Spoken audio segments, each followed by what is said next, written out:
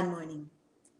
Now that we're all together, unified as one family, one light, one love, the love of Source, who is in all, through all, as all, for all, lifting all, healing all, caring for all. This one life is the life we are all living. This one life is the life of God. Breathe. Remind yourself that the life you're living is the life of God.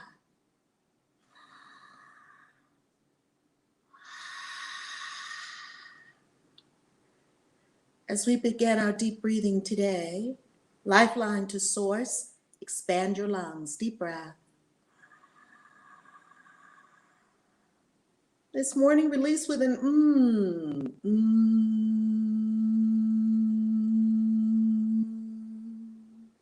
Sacred sound of Gaia. Is a sacred sound. Deep breath. Release with an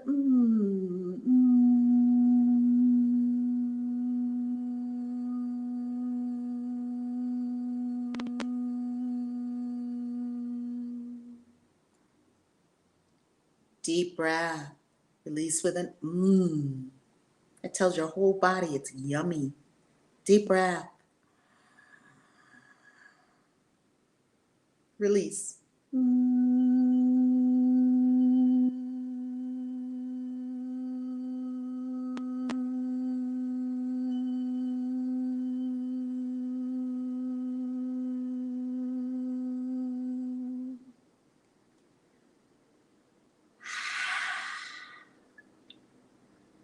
Now roll your shoulders back, roll them back. No hunching over and no scooching them up. Roll your shoulders back and down. Roll your shoulders back and down. Palms up. Open, receptive. Spine straight. Kundalini energy rising, ascending and descending like the angels on the ladder. That is Kundalini energy circulating freely up the spinal cord. Crown to the heavens. Feet flat on the earth mother. Heart open wide. Belly relaxed. Mind clear. Now scan your body along with the energetic sheets that encase your body and find pockets, find density, discover anything that is to be cleared. Breathe into it now. With an teach your body that it's in absolute bliss at all times.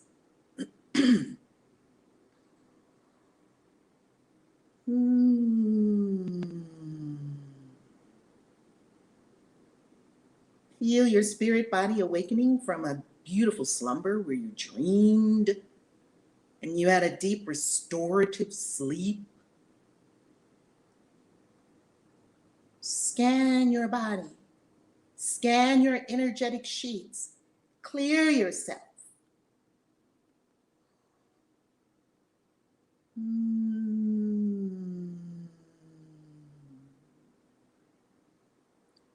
Now place awareness at the root chakra. And at the root chakra, speak to yourself and say, I trust. Root chakra open, swirling, vortex of light. I trust.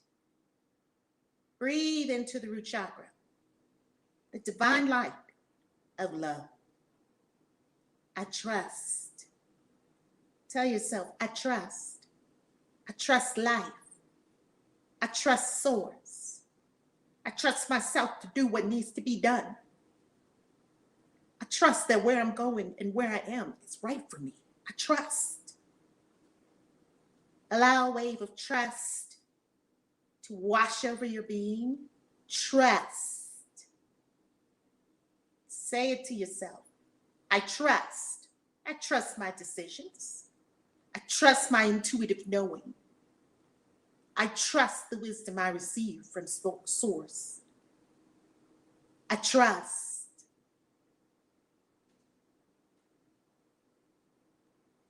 Breathe deeply and release with a Deep breath in. Biggest breath you can. Expand your lungs. Expand your lungs, beloved.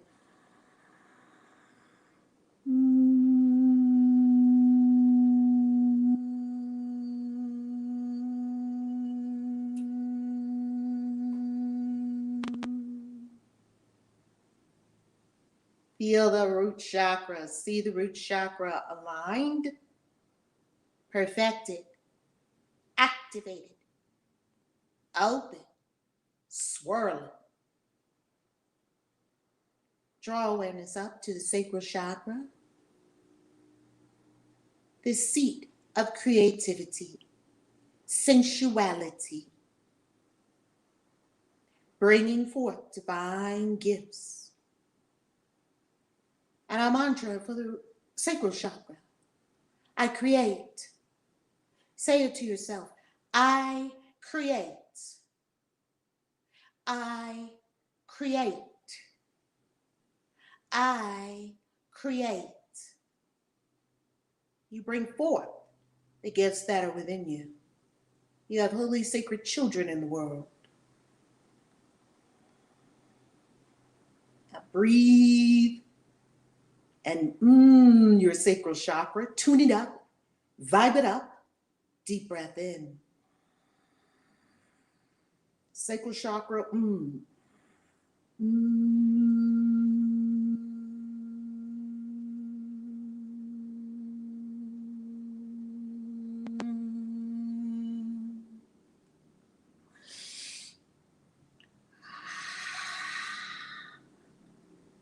Awareness to the solar plexus chakra, the central sun.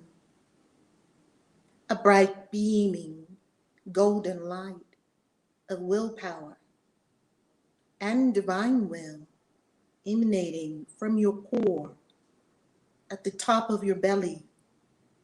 The solar plexus chakra will enable you to power forward. Scan your solar plexus chakra.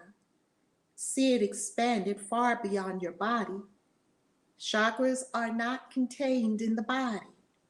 These are energy conduits that power the body and keep connection to divine realms. Deep breath in the solar plexus chakra with an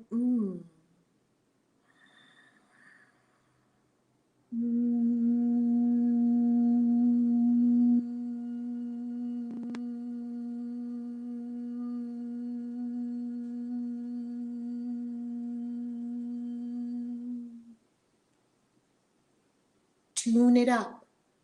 Tune yourself up like a tuning fork. You'll feel your vibration rising in the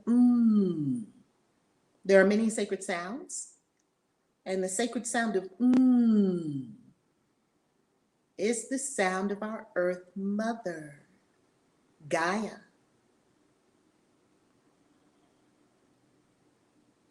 You harmonize with the Earth Mother and all her inhabitants with the sacred sound of You do it all the time already, beloved. Anytime something's good, you naturally you purr. Raise your awareness up to the heart chakra, extending far beyond the body, activating the body. Heart chakra, whirling, spinning, clean, clear, pristine, portal to the divine. Breathe and tune up the love of the heart chakra. Mantra for the heart chakra, I love and I am love. Breathe. Tune up your heart chakra with an Deep breath in, fill your lungs, take in more air than you think you can.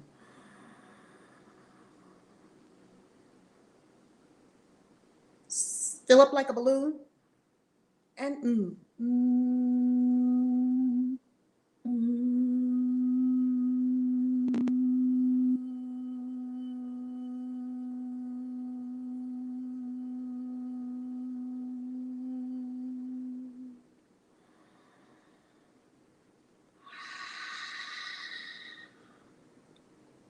Feel the chakras whirling. You are in complete contact with spirit realms. You see beyond the physical. You know you are a multidimensional cosmic being. Awareness drawn up now to the throat chakra. I express is the mantra, center of expression for the primal will to good that eternally creates and sustains the universe. Breathe. Prepare to fill yourself up like a balloon. And your throat chakra, clearing away all debris, clearing away all unwillingness to speak the truth, clearing away unkind, harsh words, clearing away deceptive words, clearing away anything that is unlike truthful speech and kindness and power. Speaking in power, calling the ashe forward, and you speak with ashe, spiritual power, divine power. Deep breathe and vibe up that throat chakra.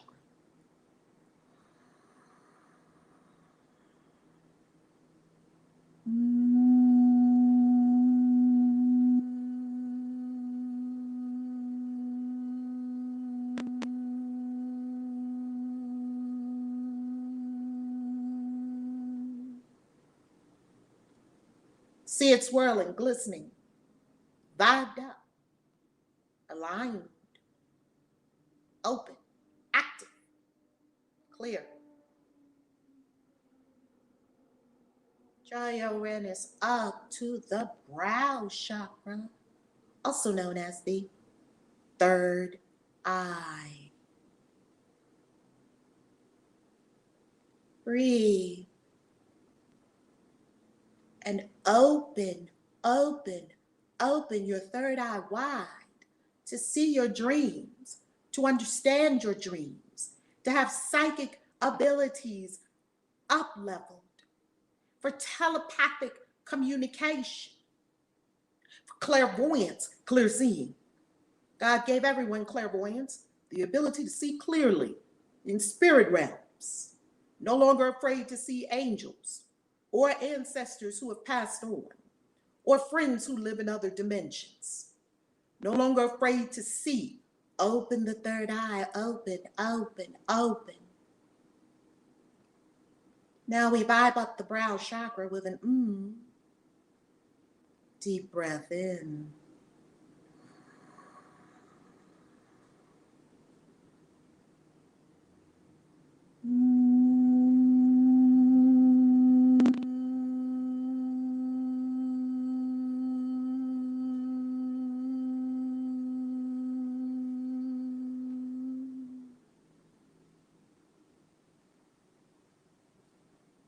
Breathing deeply and rhythmically. Draw awareness up to the crown chakra. Already perfected, never needing tuning up. Already open. We are aligning with the crown chakra, precious connection to higher realms, our conduit, our channel, to speak and commune with angels, ascended masters.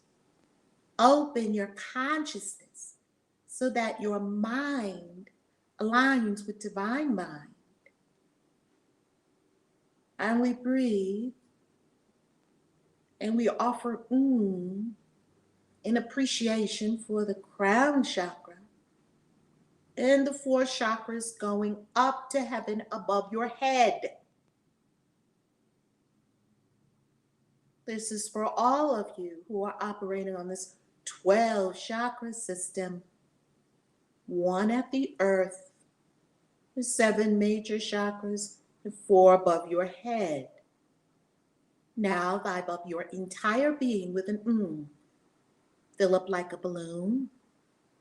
Pretend you're a puffer fish.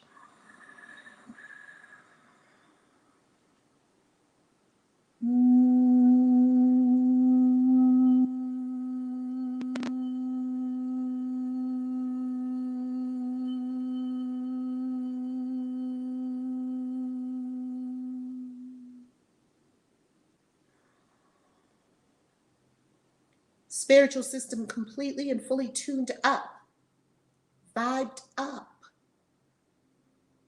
Consciousness clear and open. Emotional body pristine and pure. Healing powers ready for anyone you may meet today who requires your support, your love. You're ready to give it. You're all lit up now like a Christmas tree, shining your light. Let your light shine. A simple command that is easy to do. When you're ready, look down first, drop your eye gaze, and slowly open your lids. Kind, gentle with yourself. Be kind to you. There's only one you.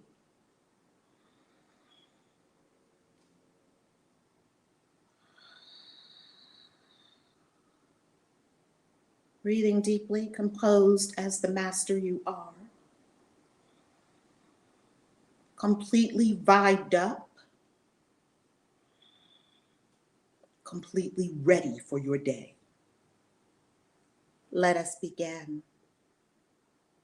Lesson number 5.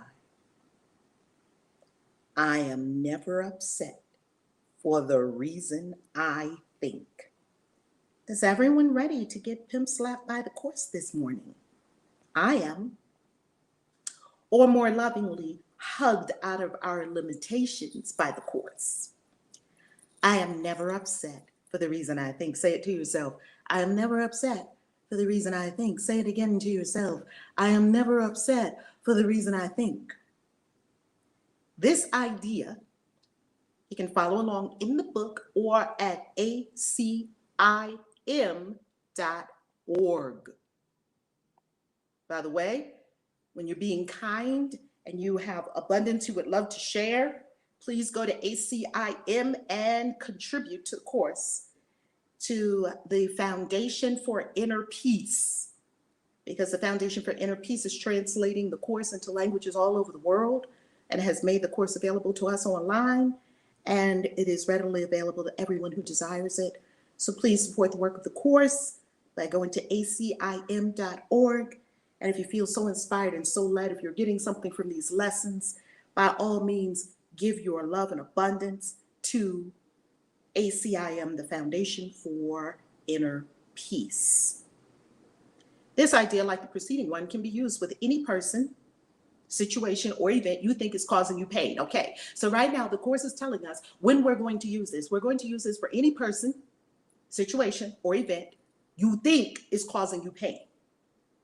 Apply it specifically to whatever you believe is the cause of your upset. We're going to apply the idea specifically. I'm never upset for the reason I think. Say it to yourself. I am never upset for the reason I think. Remember, every day has one central idea. Keep it very simple for yourself. Don't complicate things. Simply, I am never upset for the reason I think. Now, even if you feel totally convinced that you know exactly why you're upset and what they did to cause your upset, simply do the exercises. Remember, you don't have to believe it. You don't have to think it's going to work. Just do it. Apply it specifically to whatever you believe is the cause of your upset using the description of the feeling in whatever terms seem accurate to you. The upset may seem to be fear, worry, depression, anxiety, anger, hatred, jealousy, or any number of forms, all of which will be perceived as different. You think fear is different from depression. You think anxiety is different from sadness. We think hatred is different from jealousy. This is not true. However, until you learn that form does not matter, this upset can take many forms. I'm upset because of them and because they did this. And I'm upset at them because they did that. And I'm upset at them because they did that. And I'm upset at this situation because, and we think all these forms are different. This is not true. Until you learn that form does not matter, so we don't yet fully grasp that form doesn't matter. Each form becomes a proper subject for the exercises for the day. Applying the same idea to each of them separately is the first step in ultimately recognizing they are all the same. So here is what the course is saying. The course is saying that if we apply the same idea to each of them separately, we're going to start seeing, well, these things are all the same. So we start applying it to sadness. Oh, I'm so sad because they hurt my feelings. I'm never upset for the reason I think. But I really am sad. I'm never upset for the reason I think. But I really am sad. I'm sad because they said something that hurt my feelings. I'm never upset for the reason I think. Okay. Oh, I'm angry. My kids didn't clean up. I walked in the house. Our house is a mess. Clean up this house. Hellions. Kids running around all over the place, making a big old mess. They knew I was coming home. Kids, get this house cleaned up. Oh, I think I'm angry at the kids because they didn't clean up the house and they left a big old mess. I'm never upset for the reason I think. You think these are two different upsets. And what the course is saying is they're not. Form, there's no difference. Wow, form doesn't matter. So your sadness over here, oh, they hurt my feelings. And you're angry over here, y'all better clean this house up, clean your room. Oh, no. No, they're not different. Wow. Just tell yourself, just breathe. I'm never upset for the reason I think. When using the idea for today, for a specific perceived cause of an upset in any form, so you've perceived that there's an upset in any form. A friend don't like you, somebody cheated on you, somebody didn't do what they said they was going to do, somebody cut you off on the highway, somebody, fill in the blank. How many upsets can you have in one day? I mean, tons of them. If you want to be upset, you can find many reasons to be upset. When using the idea for today for a specific perceived cause of an upset in any form, a specific one, you have to get specific with these upsets. Use both the name of the form in which you see the upset and the cause which you ascribe to it. For example, I'm not angry at blank, JoJo, for the reason I think. I am not afraid of this relationship breaking up for the reason I think. Okay? You're getting very specific. And not only are you getting specific, are you being specific with the kind of upset, angry, sad, depressed, fearful, overwhelmed, anxious, confused, worried, doubtful, shamed, guilty. Okay? You're using the form of the upset and you are using what you think is the cause, because you know your mind has already ascribed the cause to it. Well, I'm mad because they cut me off on the highway. Okay, good. This is good. You now have awareness. It's angry and they cut me off on the highway. I am not angry at this person for cutting me off on the highway for the reason I think. Okay, let's do another one. You're sad because somebody said something to you that hurt your feelings. Your boo hurt your feelings. You cry. You shouldn't have said that to me. I mean, this was me. I did all of this. I'm just giving you my own twisted thoughts. Okay, I'm sad at my boo because they shouldn't be talking to me like this. They should respect me. I respect them. You should respect me, which is not true. But hey, we made that up. But we do have awareness. I'm sad. I'm hurt. I'm sad. I'm hurt. And hey, add appalled to it if you want to. I'm appalled that you would even say something like that. I'm sad, hurt, and appalled because you shouldn't talk to me like that. And you're boo. Good. You have the two that you need for the exercise. I'm not sad at what my boo said for the reason I think. You see, you have to start to question your own perceptions and your own ideologies. But again, this should not be substituted for practice periods in which you first search your mind for sources of upset in which you believe and forms of upset which you think result. You see, we believe things. We believe a lot of things that are not so. And here's one of the things that we believe. We believe that we're having some kind of upset for a reason. We jump to that conclusion and we're not willing to challenge that conclusion or say, maybe I'm not really blowing my lid right now for the reason I think. And just give yourself that pause and say, am I really upset because this person cheated? Or am I really upset for some other reason? Okay? So you want to have a generalized, right, practice period in which you just search your mind for sources of upset in which you believe. Oh, I'm upset at this person. I'm not angry at this person because they didn't do what I asked them to do for the reason I think. I'm not sad at my boo for what they said to me for the reason I think. I'm not afraid to move forward in my destiny and my purpose for the reason I think.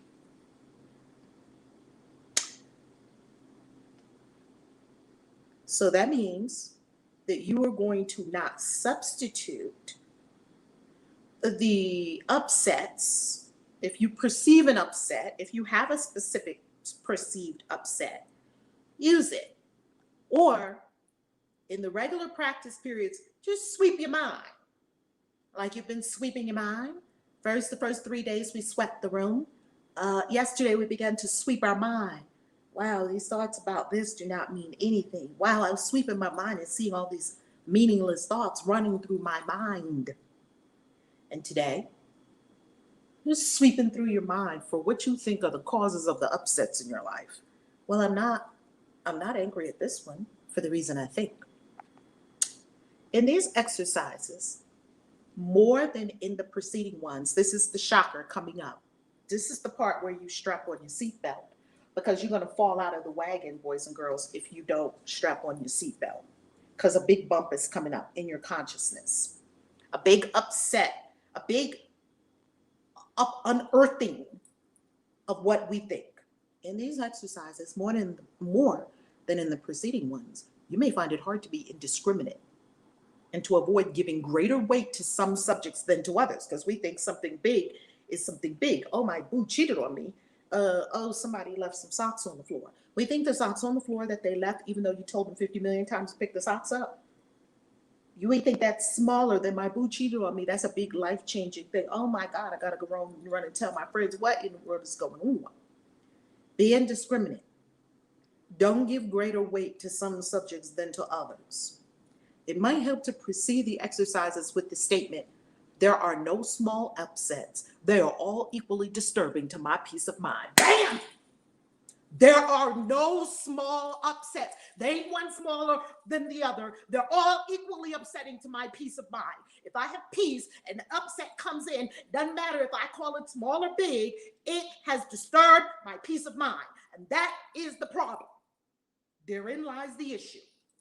Any upset is disturbing your peace of mind, which is from God.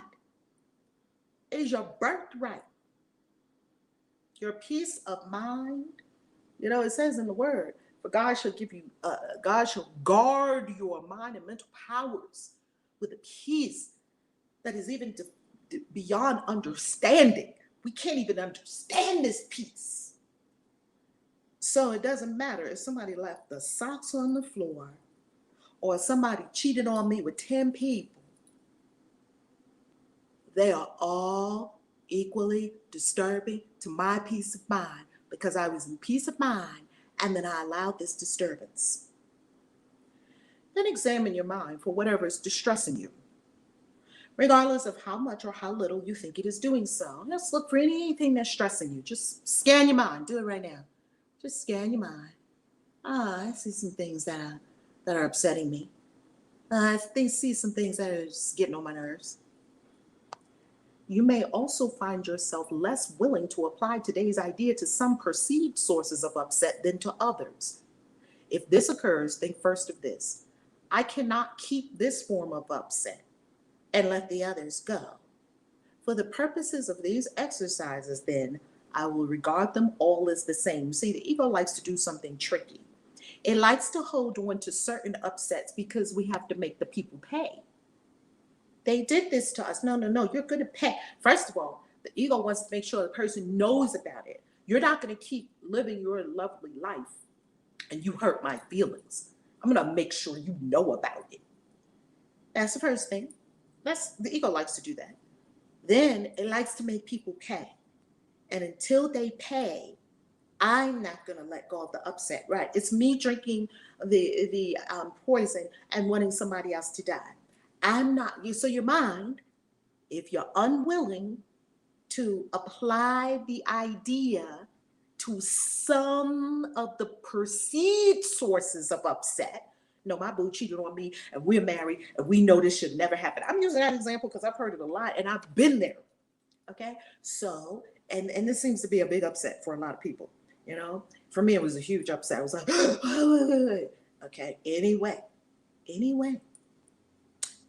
if you find that your mind does not want to apply the idea to a certain upset because it feels justified, it's hurt, it's in hypostasity, it's in fairness. That's not fair, spiritual arrogance, all that kind of stuff that we like to do sometimes.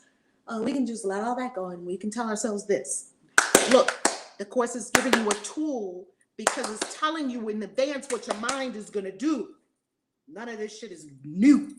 We've been doing this for eons. Ever since we've had minds on this planet, we've been doing this. So it's not rocket science. The Course is telling you in advance what your mind is going to do. It's telling you, it says, you may also find yourself less willing to apply today's idea to some perceived sources of upset than to others. This may happen. If this happens, then here's what you do. Tell yourself, I cannot keep this form of upset and let the others go. I can't keep one upset. But okay, the kids, okay, I see that I'm not really upset because the kids left the socks on the floor. But my boo, no, you know better. Just tell yourself, lovingly, kindly, don't force yourself, don't force anything. Just go with the flow. You're in a river. You're just cleansing yourself. You're just clearing yourself. That's all. Be gentle and loving and kind with yourself. Be compassionate with yourself. For the purposes, this is what you're going to tell your mind. Mind, for the purposes of these exercises, then, I will regard them all as the same. Why is it so important to tell yourself that? It's important to tell yourself that because you don't want to get locked into a little battle of wills with your mind, because your mind is going to try to start fighting you on this, because that's what the mind does, right? The lower egoic mind. It starts fighting you on things like, no, because it sees you wanting to sin. The lower egoic mind is not evil. It just doesn't know anything about God. It's not evil. It's ignorant. It's the five senses. It only knows the five senses represented by the devil in the tarot. It only knows five senses. It only knows the physical reality. It doesn't know that you're a multidimensional being. So it's going to just come at you on the lower level. And if it does, here's what it's important to tell your mind. For the purposes of these exercises, then I will regard them all as the same. So you put your mind at ease. This is a beautiful statement. It is a profound key if you tap into it. And the key is that it's putting your mind at rest rather than taking you into battle with your mind. No, listen, I'm not keeping that upset. Yes, you are. No, I'm not. Yes, you are. It doesn't matter, because guess what the course says? Okay, mind. Well, just for the purposes of these exercises, I'll regard them all as the same. It's like a disarming that you're giving your mind, because your mind has ammunition against you. So you're disarming your mind. It says, you know what? Okay, mind. Yeah, maybe my boo cheating on me is bigger than somebody leaving socks on the floor. But you know what? And you know what? For the purposes of this exercise, I'm just going to treat them all the same.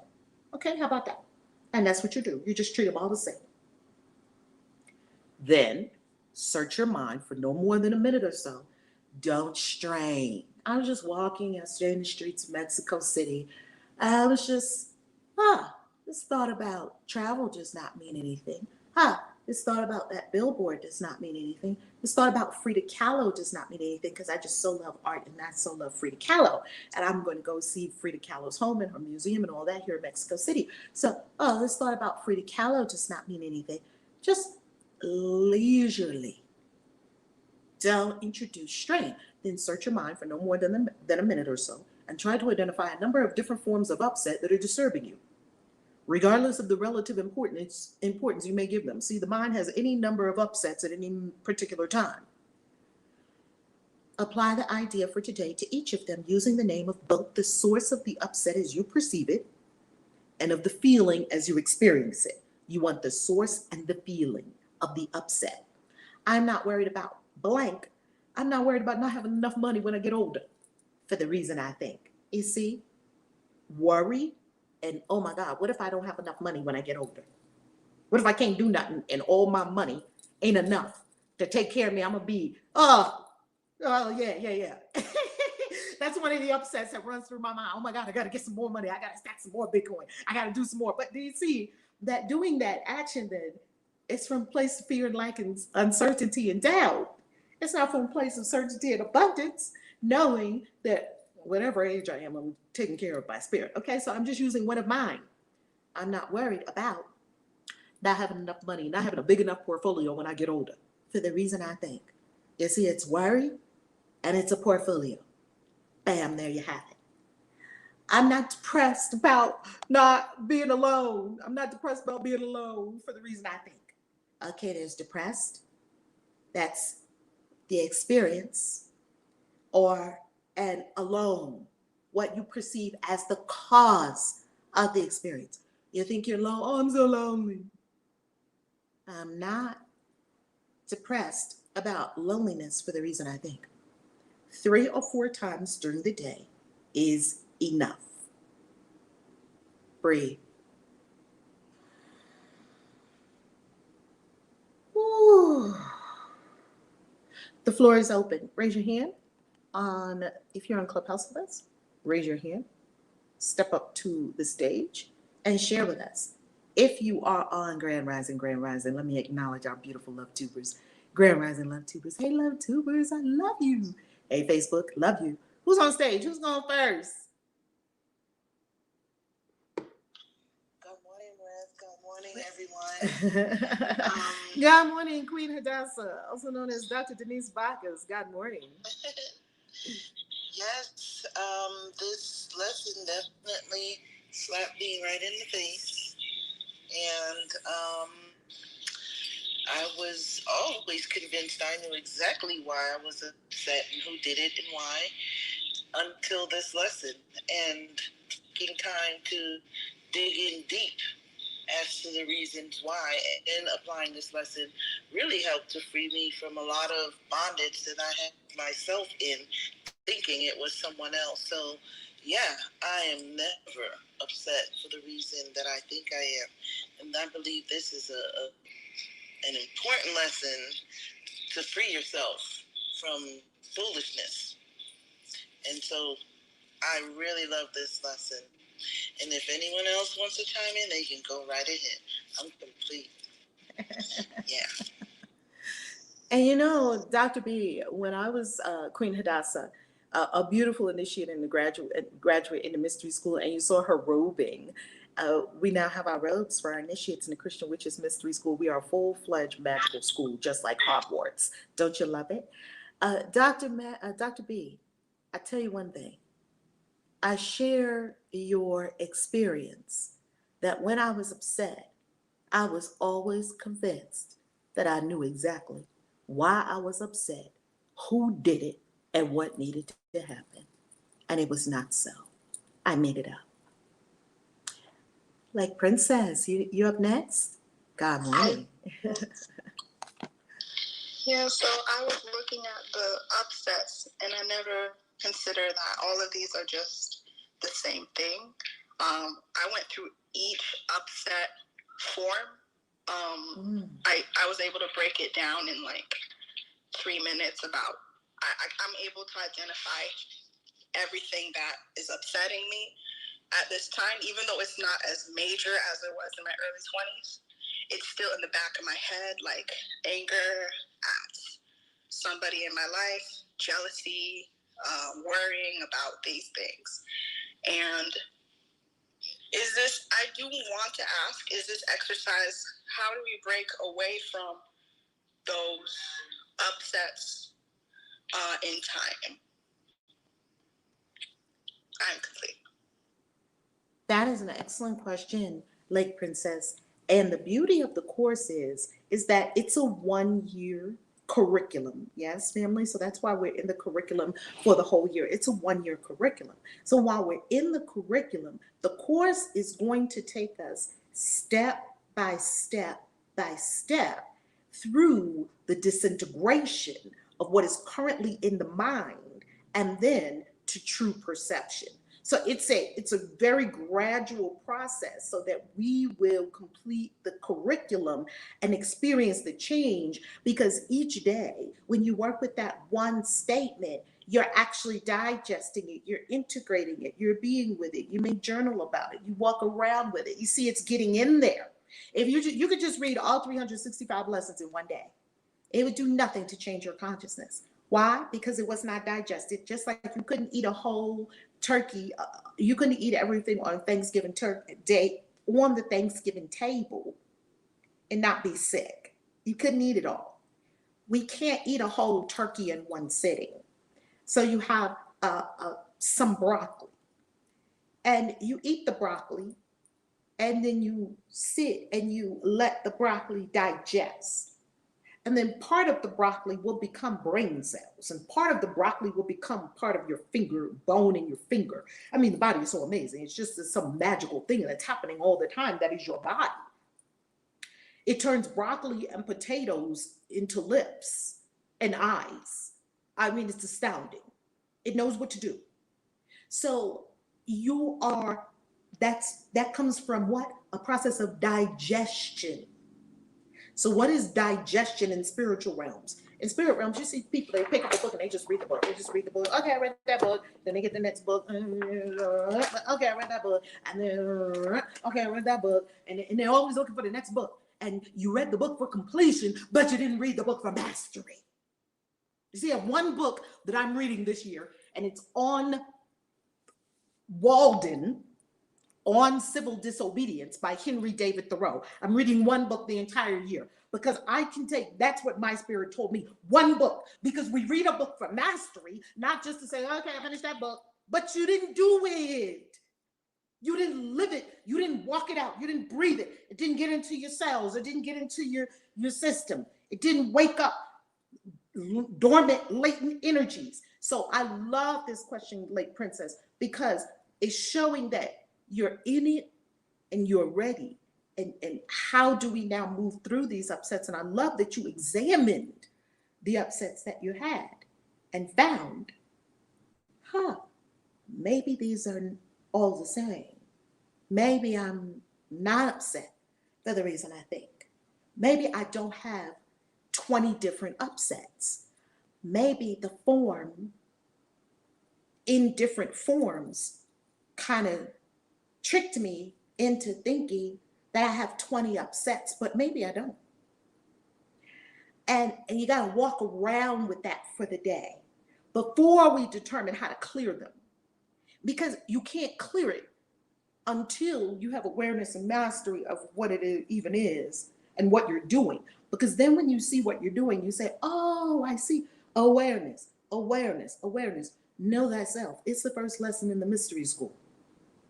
So that's what I would offer you about this beautiful experience of just step by step. And I see that you are doing it. You can tell the people that are doing it and the people that ain't.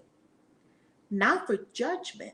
Simply, if you find that you're not doing it, or you don't stick with it for the year, or you see yourself not doing it, it just means you're not ready yet. It doesn't mean you're a bad person. It just means your consciousness might not be there yet. You cannot act beyond the level of your consciousness. You can't do it. So don't beat up on yourself if you start something and you don't finish it. Or you try something and it doesn't work. Or you keep working on the same thing over and over again and it's not giving you the result. That's not because you're a bad person or something's wrong with you, boo. There's nothing wrong with you. You are a perfect, divine, holy being. There's nothing wrong with you. It simply means perhaps my consciousness is not ready to do that thing yet. Yes? Yes, it is. I'm looking at the anger, the resentment part of my journey. I'm trying to work on my forgiveness for people, even though I know they probably won't change in their life. But I came to this conclusion because I realized letting go and forgiving doesn't mean what they did was okay. It just means that I'm able to move on, because I've been hurt by people in my growing up in childhood, and I know that, a leopard rarely changes their spots and stuff. And I'm trying to remind myself that just because what I went through, it's not going to define me. I don't want to feel sorry for myself the rest of my life because of a few things that happened, and I don't want my future children to grow up thinking that they have to act the same way. Absolutely, Lake Princess. And it's very fascinating. And this is for all of us. We've had childhood traumas, all of us. I have not yet met a person on planet Earth that didn't have any childhood trauma at all. Here's what I mean by it. Maybe you had a beautiful upbringing. I had a beautiful upbringing. My family loved me. I wasn't being abused and all that stuff. It was beautiful. I had so much fun. I have so many fun memories of childhood. Let me explain to you what I mean by childhood trauma. It doesn't have to be something like someone beat you or molested you, which happened to a lot of people, right? Inappropriate social experience of what was me, and I was terrified. It didn't have to be that. Do you understand that being born on planet Earth is traumatic? You were all cozied up in your mom's womb and you were so happy. And for all the people that tell me that they don't know how to meditate, this morning, this came to me from spirit. The voice said, you were meditating in your mother's womb for 9 months. I was like, oh, damn. In the dark. You didn't have device the first. You were so happy. You had everything you required. You were in the womb of the universe for 9 months, meditating. What was you doing meditating? You was a little Buddha before you were born. Okay, so you were all cozy up in your mama's womb, and then something happened. Now, we don't know what kind of birth you may have had. Maybe you had a birth that was a natural birth, and maybe your mom just squeezed you out and you came out in a water birth, or maybe a beautiful midwife was there or whatever. But most of us weren't born like that. Most of us were born in traumatic situations. So you were born in a hospital full of sick people. That's the first problem. And then you were born around a lot of metal. Oh my God, steel. And you were born in these bright lights. And you were, back in the day when I was born in the 60s, they used to use salad tongs to actually pull babies out of their mother's wombs. Can you imagine going with they call them forceps? They look like salad tongs. Grip you on your head and yank you out. I mean, this is horrible. Your birth was traumatic because you were all cozy. Nobody didn't have to beat you or abuse you or molest you. I hear people all the time denying trauma. Let me tell you something. If you were on planet Earth for more than 10 minutes, you've been in some trauma. And it's already imprinted in your DNA, and not necessarily your DNA, even though your DNA is a mechanism for recording vast amounts of information. It's recorded in your energetic body. So what happened? You were born, you were pushed out of your mom's womb or pulled out, or maybe they sliced your mom's belly open and scooped you out. Oh my God. And you're like, you have been disturbed. Now, if it was a natural birth, your disturbance wasn't like that. It wasn't abrupt. You knew it was time for you to come out. You emerged. Maybe you saw, the light of day, or you were in water and you stretched and you used your lungs for the first time. And, maybe you had that kind of birth. It was still somewhat traumatic for your little body. Okay. So your body came in and now you're in the hospital and you're looking and they're just, they're accosting you. If you're in the United States, they stab you when you're born in your foot with a vitamin K shot. As soon as you come out, they're like, they just grab, sometimes they pop you on your mother's chest, right? And then you're there trying to get some comfort. And then they take you and they stick something up your nose and squeeze out all the snot and water and stuff. And you're like, and then they stick something down your throat and they're like, they accost you when you're first born. They accost you. Welcome to planet Earth. Your terror has begun.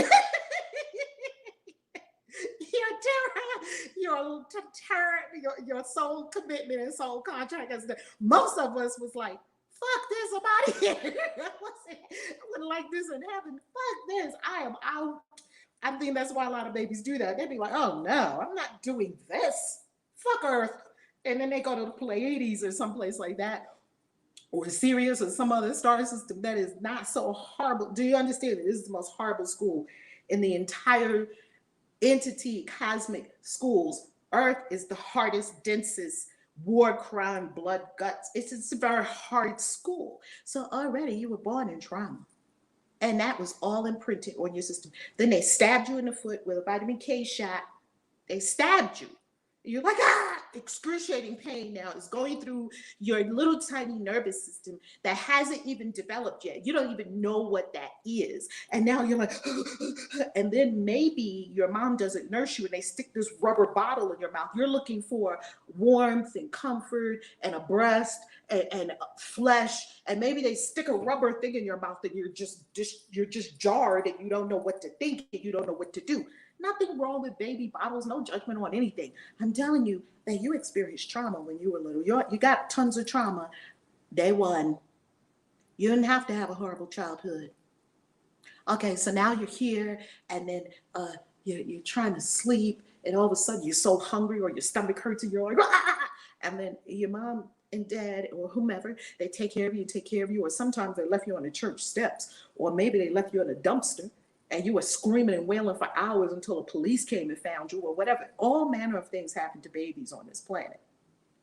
Then after all, and maybe sometimes you were in your womb and your mom tried to abort you and it didn't work. I know a lot of people that's like that. As a matter of fact, I think there's a very, very well-known gospel singer that happened. His mom tried to abort him. And I don't know if it was Israel Houghton or one of them. His mom tried to abort him. I'm going to double check me on who it was. His mom tried to abort him and it didn't work. And maybe something came in and tried to get you out and it didn't work. But we don't know what could have happened. And so what we're saying is that now you were here for 3-4 months perhaps, and the pain was gripping you of your stomach and you were hungry and you were screaming and screaming and screaming, but your mom or your dad or your caretaker couldn't come get you right at that second, and you were screaming for like an eternity. That's when things like abandonment start kicking up, and like, you're traumatized because remember, you're a tiny little baby. You don't know what's going on. You see, all these things are just so, the journey to find. You're absolutely right. I saw my grandchildren come out like that. C-section babies are yanked and pulled and forced from the womb. And I got to tell you something. One of my, the part of the issue also with C-sections is that they schedule it. And so we don't know if it's been the full 10 lunar months yet. A woman is not pregnant for 9 months. She's pregnant for 10 moons, 10 lunar months. And then the womb gets to a certain way and there's nature. You can't improve on nature. It already knows what to do. And so it's going to start squeezing that baby and it's going to start doing its nature thing And the problem is that we have a lot of interventions, and if you have a C-section because of whatever reason, even though black women have way more C-sections than anybody else, that's a question, isn't it? Black women have way more infant morbidity and mortality than anyone else in the United States. Isn't that a question? Well, even if you have a C-section because of maybe some, health situation, they're probably going to schedule the C-section, and we don't know if this schedule is nature's time of they won't let you go into labor. They're not going to let you go into labor if you have a C-section. So you're already aborting the process there, right? And then you've got to my second grandbaby, he was way up there, and it took them like a long time to get him out. He was like, no. They cut open his mama and they went up in there, and they were in there for a while trying to get. He was like, like you imagine you in your mother's womb, and here you see these two big hands coming in. Come on, or even one hand. Like, no, he kept moving. Enzo was like not having it, and so they had to kind of work with him to even get him out. And you see, right, Lawrence. He's trying to tell him, well, I'm not finished cooking yet. Give me a minute. I mean, good Lord, I'm in here meditating. I'm happy. And then all of a sudden, wait a minute, who turned the lights on? And you got these bright lights in the operating room, bright lights. It's not even like candlelight or dim light. It's just bright lights. And everybody's got a mask on, and you're looking at people like, oh my God, what is happening right now? What is happening? And the poor thing, and then they pull the baby out. No wonder they're screaming and mad and upset and can't calm the baby down because they're probably traumatized. And then maybe if your mother was on drugs, or your mother was on alcohol. If your mother was on drugs, then you even prescription drugs, then you have to go through withdrawal for the first week or 2 weeks, right? Hello, Gina. And then you got circumcision. Poor dude, this little boy, he's all curled up, and then somebody comes and takes a knife to his wiener. Like, oh my God, this with no anesthesia. Why are we doing all this? It's really rough. So you wonder why people are walking around traumatized and can't be in relationships and fear of abandonment and jumping at noises because we came in like that. Why do we do meditation every day? To release all of that out of the energetic system. So even if you didn't have a molestation, nobody beat you, nobody was dragging you through the streets, your parents weren't abusing you. I hear a lot of people that didn't have all these traumatic things happen to them when they were little. Trust me, you were traumatized, and it's unconscious. And so what do we do with the unconscious trauma that rests in the nervous system and in the energetic body? We clear it with our spiritual practices, with our rituals, our prayers. If prayers is your thing, our meditation clears it all, I promise you. Meditation cleans it. And if you require support, have the support and help of a mental health care professional. Does that help, Lake Princess? Yes, it does. Thank you. I'm complete. Beautiful. Thank you, beautiful queen. Let's go to Dia. How you loving, Dia? Good morning, everybody. Good morning, love. How you loving? For me, what came up, what stood out was when we got to the part about there are no small upsets. And I look at how when it came to upsets where people were involved, I would focus on those all the time. But if it was an upset where it was just me in the situation and I caused it, then I would minimize it. And so that stood out for me to say that that's not small just because it was only me involved, and big because it was other people involved. It's all the same. And so when we got down to the section about the examples, what came to mind was that I'm not worried about my health for the reason I think, and I'm not depressed about my finances for the reason that I think, because I had minimized those upsets because it's just me, and it's in me, and it's caused by something that I'm doing to myself. Like I woke up this morning with a sore throat and an upset stomach, and immediately I'm like, okay, it's something that I'm doing. I caused it because of my thoughts, so it's okay. But those statements let me see that it's not bigger or smaller than any of the other things that I upset me. Like just for example, any issue that I have with my mother, I always magnify that. So that always made me focus on that all the time. So any situation where I have a issue with other women, I go back and I start thinking back to all the issues that I've had with my mom, and I magnify those things and minimize all of the issues that I have with myself and the things that I'm doing. So it just made me look at all those things with I guess a more clear perception. I'm complete. I love that, Dia. Isn't it profound when we have a self-awareness that says, I see what I'm doing. Isn't that profound? Yes. I see myself. It's beautiful. All right, we are going to go. Who's next? Angel? I just wanted to say, I got Ross, pause for a moment. Could you mute your mic just for a second? We're going in order on our Clubhouse stage, and we'll come to you right after. I think was Robert Mod, Dr. B. Was it Angel, Robert, and then Ross? Yes, Angel, Robert, Rosa, and Patricia. That's Minister Rosa. Hey, Minister Rosa, how you? Rosa J. Hodge, how you love it? Rosa, mute your mic. Press that little button in the lower right, and then we're coming to you in just a moment. Okay, beloved? Beautiful. Okay, Angel's next. I was just going to say, I got slapped as soon as you said, I am not upset for the reason I think I am. I'm an Aries, and I'm a spicy one at that. And I find myself, I've now, like the older I've gotten, learned to control, I guess I call it controlling my temper and not getting so upset over everything because it's not that serious. But just to know that over all these years, all the times I was upset and really knew, like Dr. B said, I could have swore I knew. Like, as I got older, it wasn't just mad for nothing. Now I'm mad for something, and I can tell you exactly what I'm mad at. But to hear today that I'm upset for something and it's not that, it was mind blowing. And I am complete. Wow,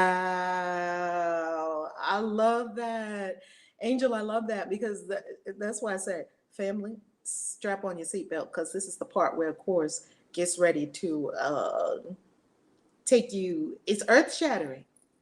The course is earth shattering. So if you commit to, isn't it, Angel? I had a question though, like yes. I don't know if it was kind of answered when you answered late, but it's around on the same lines. Like when I do have that, it's like, okay, I got upset about something. Like I've been upset with my children's father lately. And I thought I knew the reason. So it's like, okay, now today I learned, no, girl, you was upset with him for something else. Do you sit and try to figure out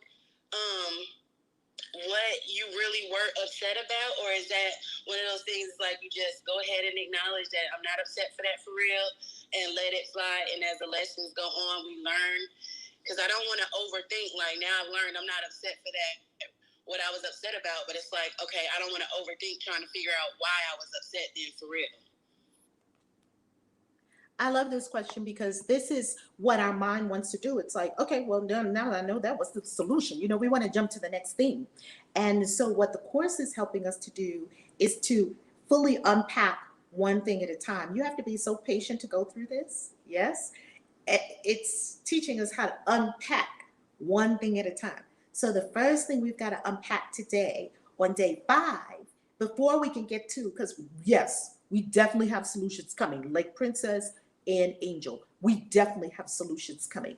Today, we have just one central idea. So remember in the introduction, when we began on day 1, and we read the introduction together, the introduction said that this is a 365-day process. This is a 1-year mind training, right? And so what we have all committed to together is that we're going to do this together, because it's easier for us to keep our commitment if we all do it together. We have our shared intention, and we're also plunging the whole globe, our beautiful Earth Mother Gaia. I have a secret intention. Well, it's not secret. It's an open intention to plunge Earth Mother Gaia into love again, and out of fear. For the last couple of years, we've been in an experience of meditation and growth, and we've been in a birth. Now that we're birthing this new consciousness on planet Earth, all the light workers, all the wisdom keepers, all the witches, wizards, magical beings, warlocks, everyone, all the healers, all the energy workers, Reiki practitioners, Reiki masters, teachers, all of us are to step up now and usher us into the age of Aquarius. With that being said, we must take it one step at a time. So it's said in the introduction that we will have one central idea for the day, because if you give your mind 2 or 3 different ideas, your mind won't latch on. So we have one idea for the day. So this one idea for the day is, I am not upset for the reason I think. So we walk around all day with that. And even though things come to us early in the morning, we're also going to get these hits throughout the day, like, like you got to walk around with it. Like, you know how you go in DSW warehouse, shoe warehouse, because I freaking love shoes, right? You go in the DSW warehouse and you put on a pair of shoes. You see the shoes, oh, these are so cute, but you don't just buy them. You don't say, oh, these are cute, and you walk to the front and buy them. No one does that. You take them, you put them on. You see how they look on your feet. You go to the mirror. You walk up and down the little carpeted aisle. How are these going to be when you're walking into the restaurant? How are these going to be when you're dancing? How are these going to be when you're walking on concrete? You see, you're evaluating. And then you get to the mirror and you look to the side of how the shoe looks. And then you turn to the front.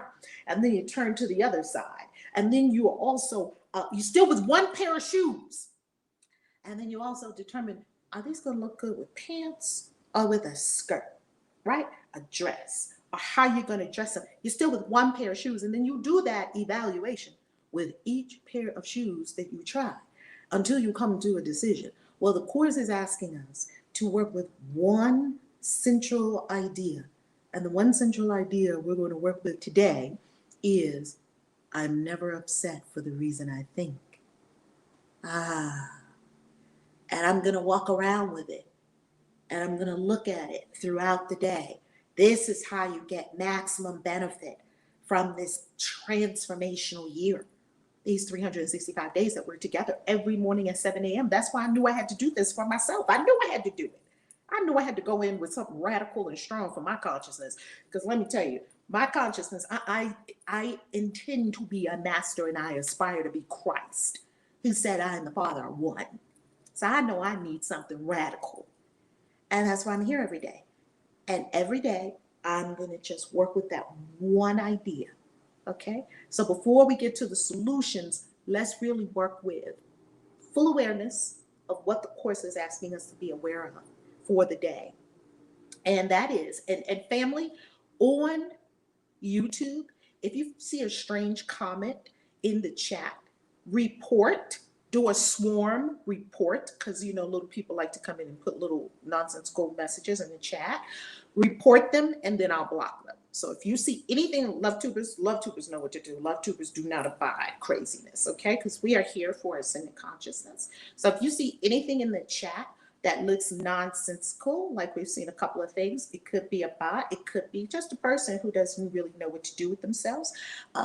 Report that account, just tap on it and report it, and then we'll block, okay? So you know what to do in that experience. In the chat, we will only have conversation that is applicable to what we're talking about, okay? So if you need to block somebody, you can just block them, okay?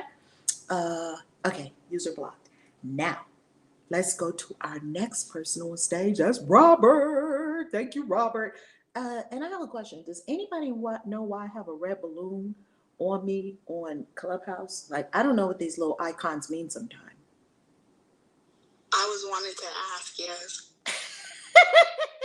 I got on the Clubhouse. I think maybe they made up something new, and they gave me. It's cute though. Look, we got all our peeps on Clubhouse, and if you want to join us on Clubhouse, we have a beautiful, beautiful, beautiful room going on Clubhouse. By all means, follow the Christian Witches Club on Clubhouse. You can friend me on Clubhouse too. That would be wonderful. All right, we're gonna go to Robert. I was thinking maybe that balloon means it's your anniversary date for joining Clubhouse. Oh, like a year or something? I don't know when I joined. I don't know how long you've been on here. I think a few months. That's a good question. I'm gonna find out today. Thank you for that, Tia. Let's go to Robert. How you loving, Robert? Loving well. How's everyone this morning? Fabulous. I just wanted to say that you didn't tell me we were playing Jenga this morning because all those blocks fell down. Oh my God, I love it. Won't the chorus come and crush up your whole situation? It'll come and rustle up your whole situation. So it's amazing as I was listening to you and going through the upsets, they actually came in priority. I was visualizing them. And then when I heard that one is not more important than the other, I literally saw all of the upsets say, oh shit. Literally,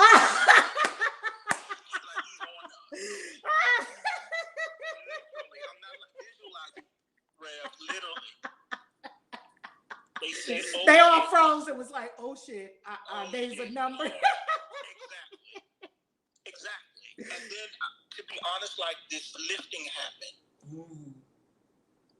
It was like an uplifting, an ease came over. Wow. Wow.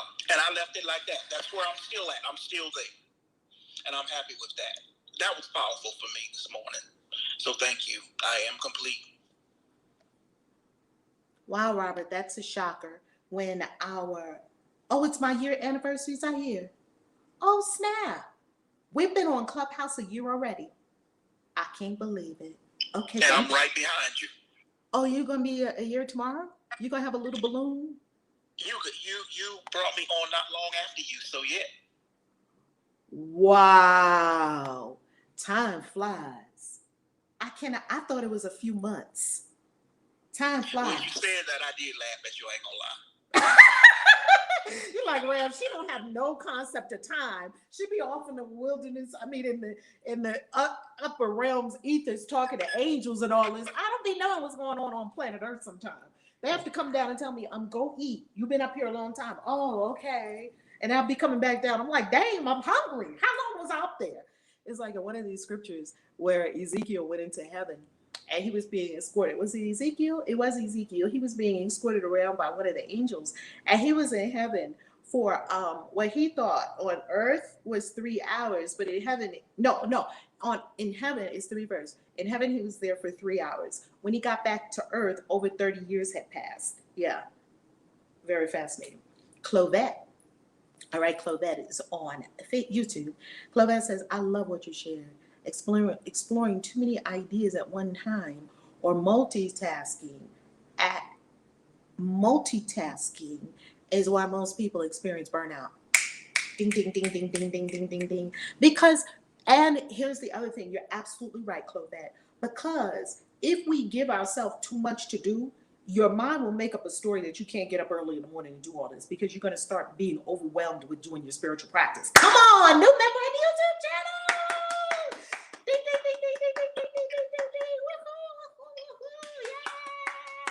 Yeah. Right? So y'all, if y'all don't know Clovette, follow Clovette because Clovette is a bomb.com coach. And usually you hear her voice here on Clubhouse. And now you see her in the chat here. We got a new member, Circle of Life. Welcome. And welcome to all you got some goodies waiting for you, your new books. So you see that as a member, you get plenty books as a gift for your membership. Thank you for supporting the channel and supporting this incredible work in the world that God is doing. Come on. Who's next? Now, Rosa J. Hodge. How you loving, Rosa J. Hodge? You know I'm loving well.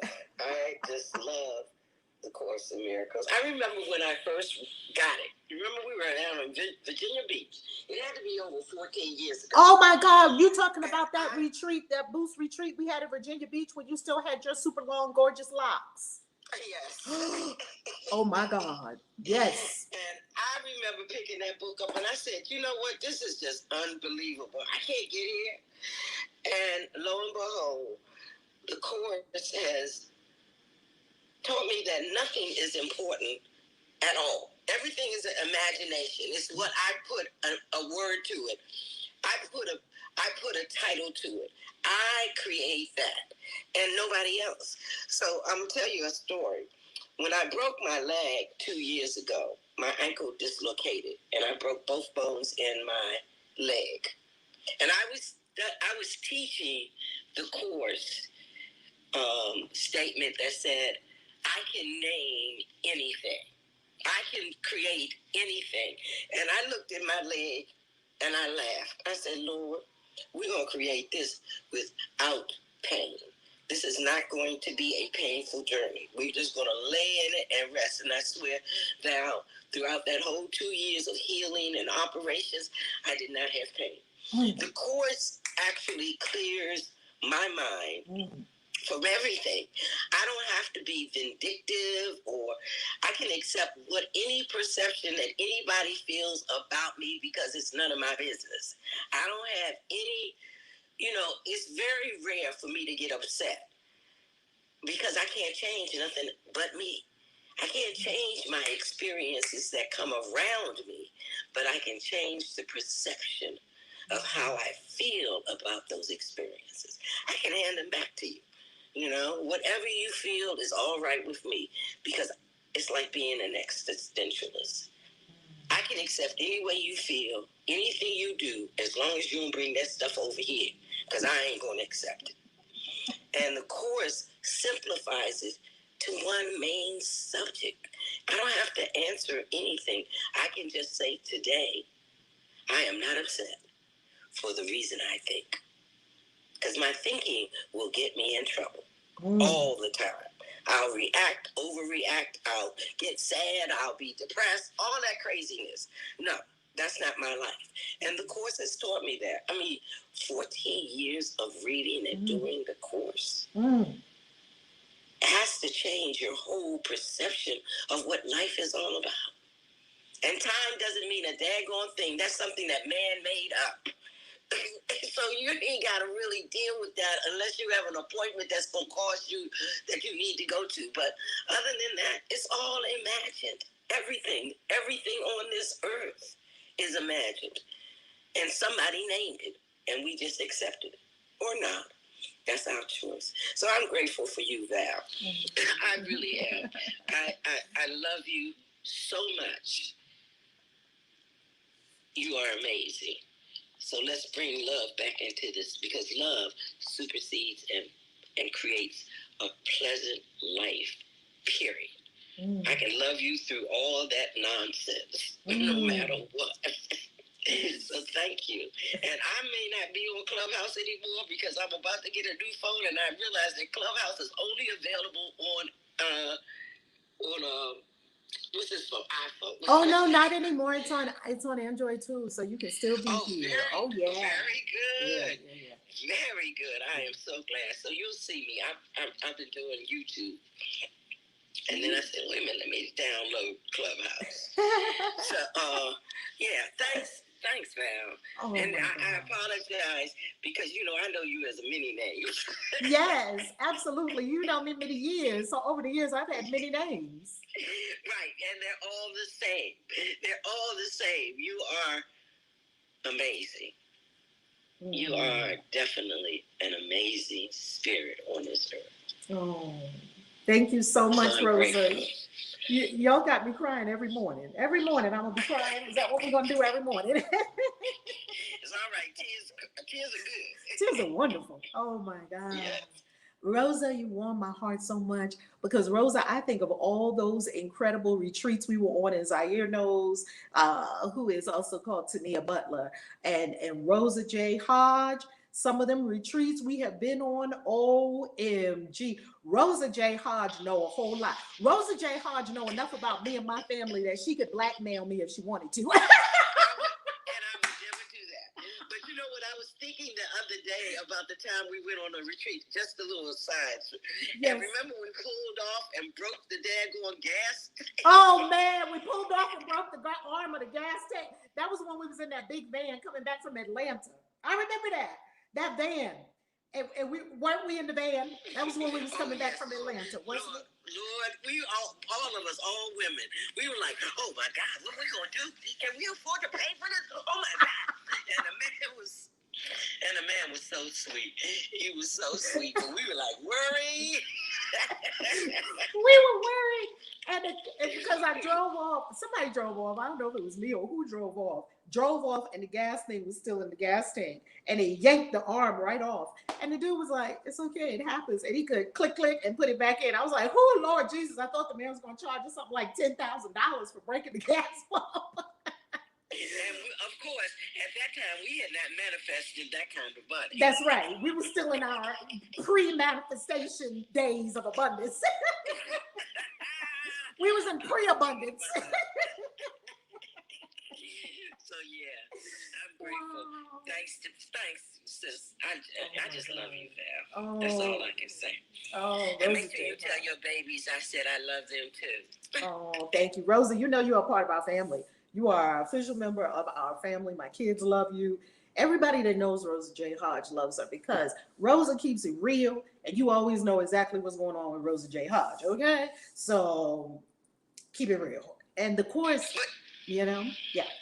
But you know what, Val, I have become a gentler, loving person. Somebody told me years ago, Rosa, you seem so angry because sometimes my bluntness does not carry off the love that I have in my heart for telling you the truth.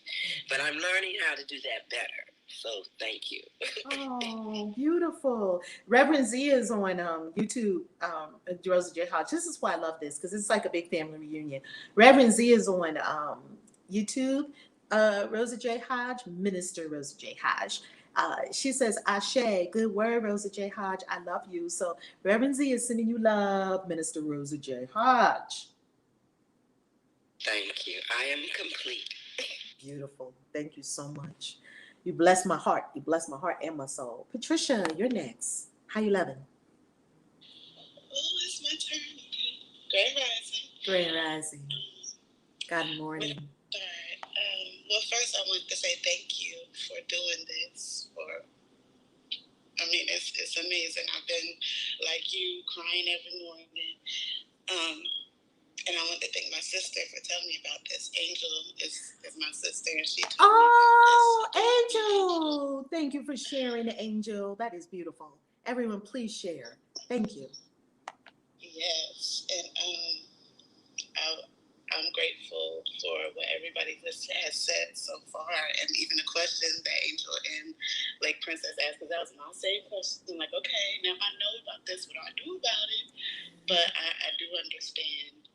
We need baby steps because we're babies at this. Even ones who've done this before or gone through the book before, we're all taking baby steps. So I'm grateful for that. The meditation this morning, it went with, of course, the topic that, I'm not upset for the reason I think. When you were talking, and even talking about birth, so that's one of my big upsets. So I'm ready to cry already. I've always had a hard time having babies, and I have two beautiful ones, and that's it for me. I can't have any more. And that was always something that bothered me. But something you said this morning or earlier was something that I thought about, something that was brought to my attention, that, I'm still a mother. Even if I never physically gave birth to children, I create and I give birth other ways. And it's my perspective. It's how you look at things. Like one young lady said the other day that, you know, someone was born for them. I may not have been here just for my two children. I know I'm not here just for my two children. And I'm a mother in other ways. And you reminded me of that this earlier when you were talking about creating. And music is it for me. I'm the one who was talking about the violin yesterday. That's been on me too. Yes. To get back to music. Are you going to be playing music? Yay. Look, Robert is happy. Why are you happy, Robert? Why are you happy? Tell her. I am with you, a musician myself. It's beautiful to hear. Yeah, I was looking at your profile and I said, I'm a singer and you make Beautiful. I love that. I love it. I love it. I love it. I'm so happy. And that's something that I'm a mother of, music. I create. So, yes, I would love to birth more children, but that's not for me. You know, I'm a mother in other ways and to others, not my sister's children. We call each other our child's other parent. You know, she has her baby father. I have a whole husband. But my sister, we refer to each other as the other parent because that's the love that we have for our children and other children as well. There was something else I was going to say and I forgot to write it down, but that's enough. I'm complete.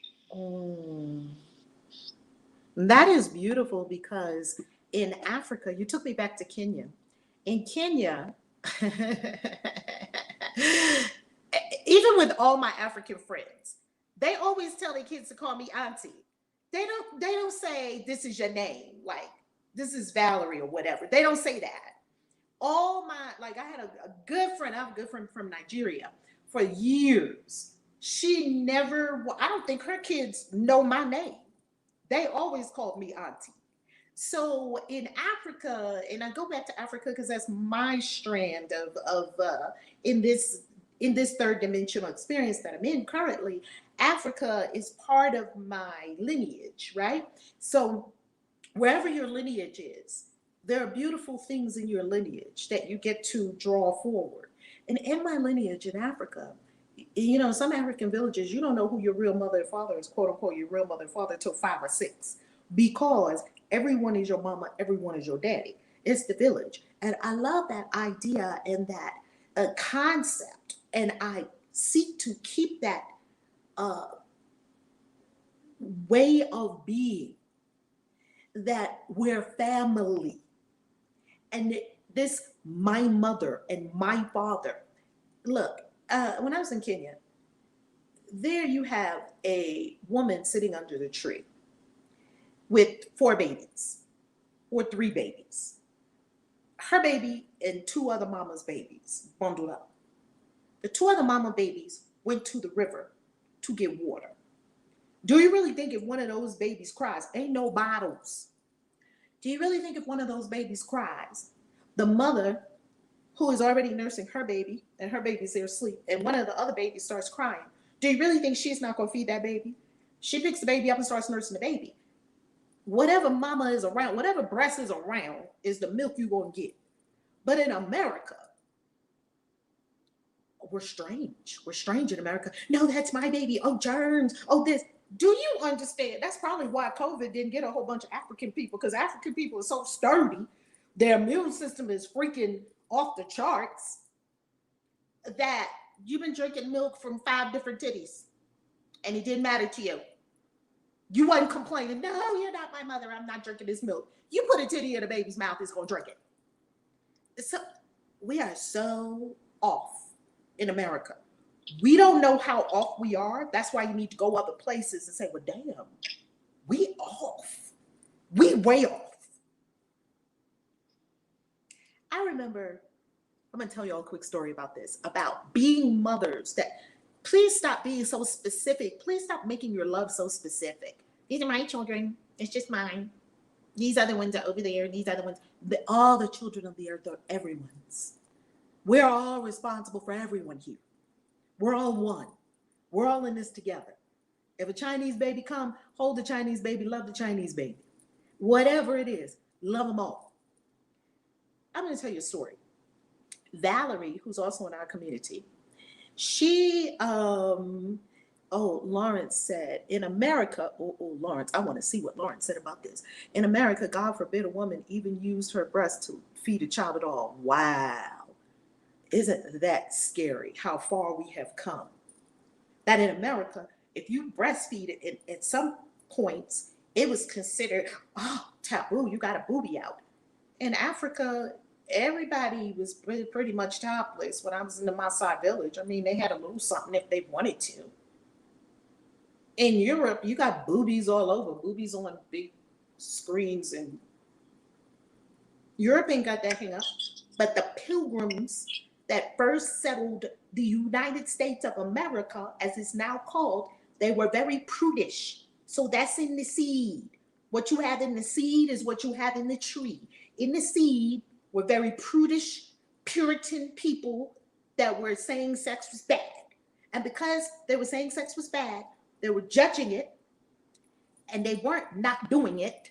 Please understand, everybody was having sex all the time. How did all of us get here? They were suppressing it, which made us have all kinds of problems, like sexual problems, problems with teens having pregnancy. They don't have teen pregnancy problems in Europe. Why? Because by the time you get 13 or 14 or 15, nothing was suppressed. You didn't see boobies. You didn't see it all. You probably seen naked people. You saw it all. And it wasn't porn. It was natural. Robert, talk to us. Walking through Paris and seeing a dildo shop next to the grocery. My mouth wide open, the kids walking by. Oh, American. The dildo shop in Paris was next to the grocery store. Exactly. Yes. You know what I saw in Paris, Robert, that almost had me. My little American sensibilities were like, I had a clutch the pearls moment in Paris. I'm walking around in Paris, and there is a urinal on the street in Paris. In Amsterdam too, and they'll go over there and whip it out in a minute. The dude went up to the urinal, whipped this thing out, and was peeing. That's right. Like, and then looking at you like, "What's up?" Like, what's your issue? Oh, you're American, huh? You ain't never seen a wiener before. Exactly. Every time you walk around, son with your mouth open, they literally look and say American. Americans. Well, look, let me tell you this. My first visit, I lived in St. Thomas for 5 years. My daughter was born down there. And the first time I came to St. Thomas, I'm walking down the main street where all the stores are. There was a man walking behind me with his penis out, peeing as he was walking. I pulled my breast out to breastfeed my daughter for 6 months, no matter where I was. And I didn't cover my titty. We have to travel to see how crazy America is. It is just insane. And a body is supposed to be honored. And we here in America believe otherwise. That's why we have so many problems. That's one of the reasons why we have so many problems. It's not that way in the world. They don't have bathrooms. They got to pee where in the corner of the tree. It don't matter. Squat down, women in the islands and stuff, they just open their legs and pee and keep on walking. And we Americans think that's crazy. I think that's the best way to live. Just be free. Be free. And we are why are we like that? Because we've been trained to be like that. Because if you grew up in another country, you wouldn't be like that. I'll tell you one thing. They took me in Africa, in Kenya, and we squatted over, you squat. I saw a toilet when I was in Nairobi.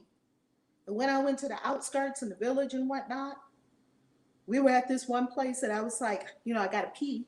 And they already had told us in advance, bring your little toilet paper, bring your little tissues, your little hand sanitizer, whatever you need, bring it with you because you're not going to find it. What makes you comfortable and feel good and clean up yourself or whatever, if you don't like using blades of grass and leaves because you're American and you can't think that a blade of grass, some grass or some leaves can clean you up really well, very fresh.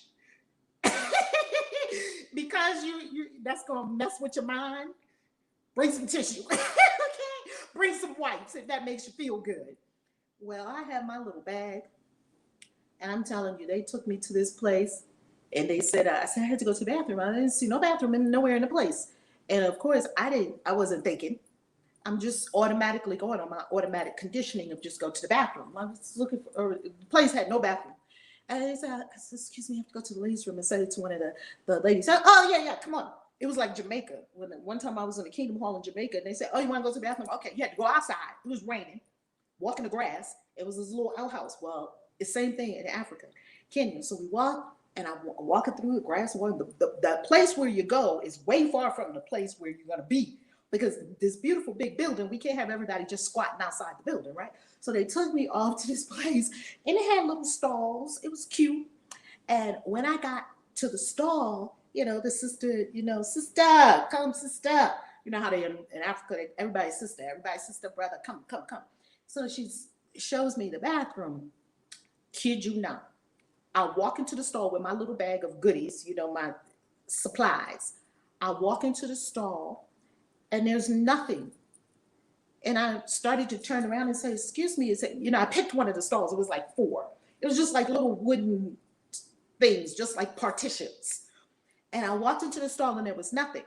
And I said, look how fast your conditioned mind. Oh, this one's empty. They must be doing construction.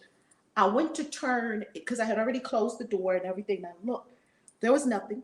And I went to walk out of that stall and walk into another stall, and the voice said to me, turn around. Like I had a moment of pause. Something paused me. That there was no toilet there, so I assumed, oh, they're doing construction. There's no toilet in here. I turned around, and lo and behold, wasn't there a hole in the ground? Oh, okay, yeah, okay. Pull your stuff off and squat and get everything out. And I'm going to tell you something. You actually clear your bowels better when you squat all the way down to the ground. You don't have knee issues. In America, we have a lot of knee issues. You go all over the world, you do not see people with knee issues. I don't care how old they are, 70, 80, they squatting all the way down and get right up. No problems with the knees. Why? Because you're sitting on chairs and sitting on high toilets. The better you higher the toilet, the better. Now, I'm not saying there's anything wrong with the toilet, because when I went, I was living in my dream house, and I had 4 toilets. I had 3.5 baths, 2.5 baths. I had 3 toilets in my house. And let me tell you something. When I got back from Kenya, I actually kissed my toilet. I was hugging my toilet. I was like, oh, I was realizing that I wasn't even grateful for a toilet. Trust me, I'm grateful for a toilet. And I also know what to do when there ain't no toilet. I don't have a problem. I can squat or sit. I don't have no problem. You know what I'm talking about, Robert? That's right. All right.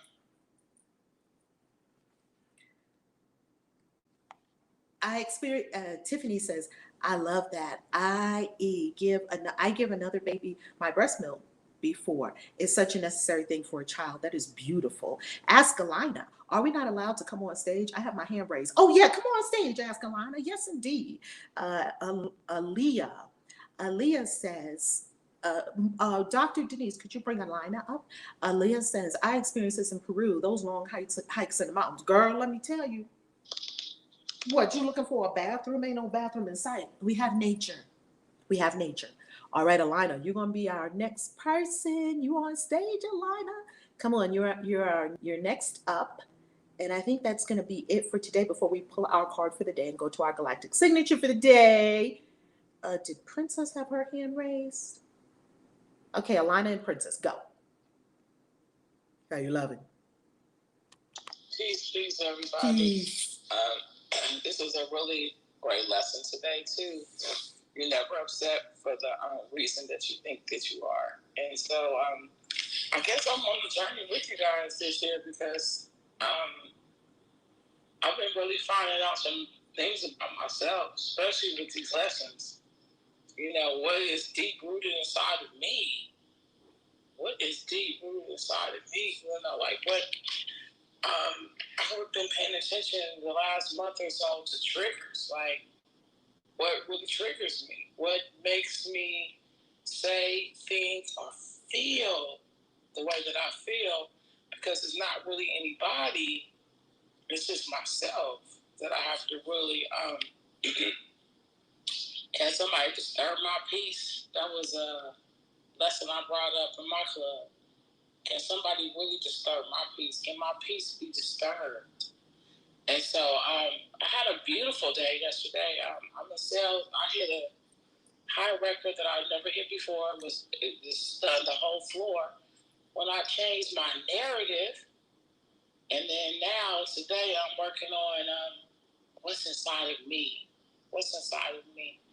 And I've been calling my dad, my godfather, that's when I call my dad. I've been calling people with these lessons and just talking to people that I wasn't talking to before and really getting to the bottom of what's happening. And I'm finding out I'm not really mad about what I think I'm mad about. I really believe that a lot of my issues with people were still stemming from this so-called narrative that I had from a long time ago.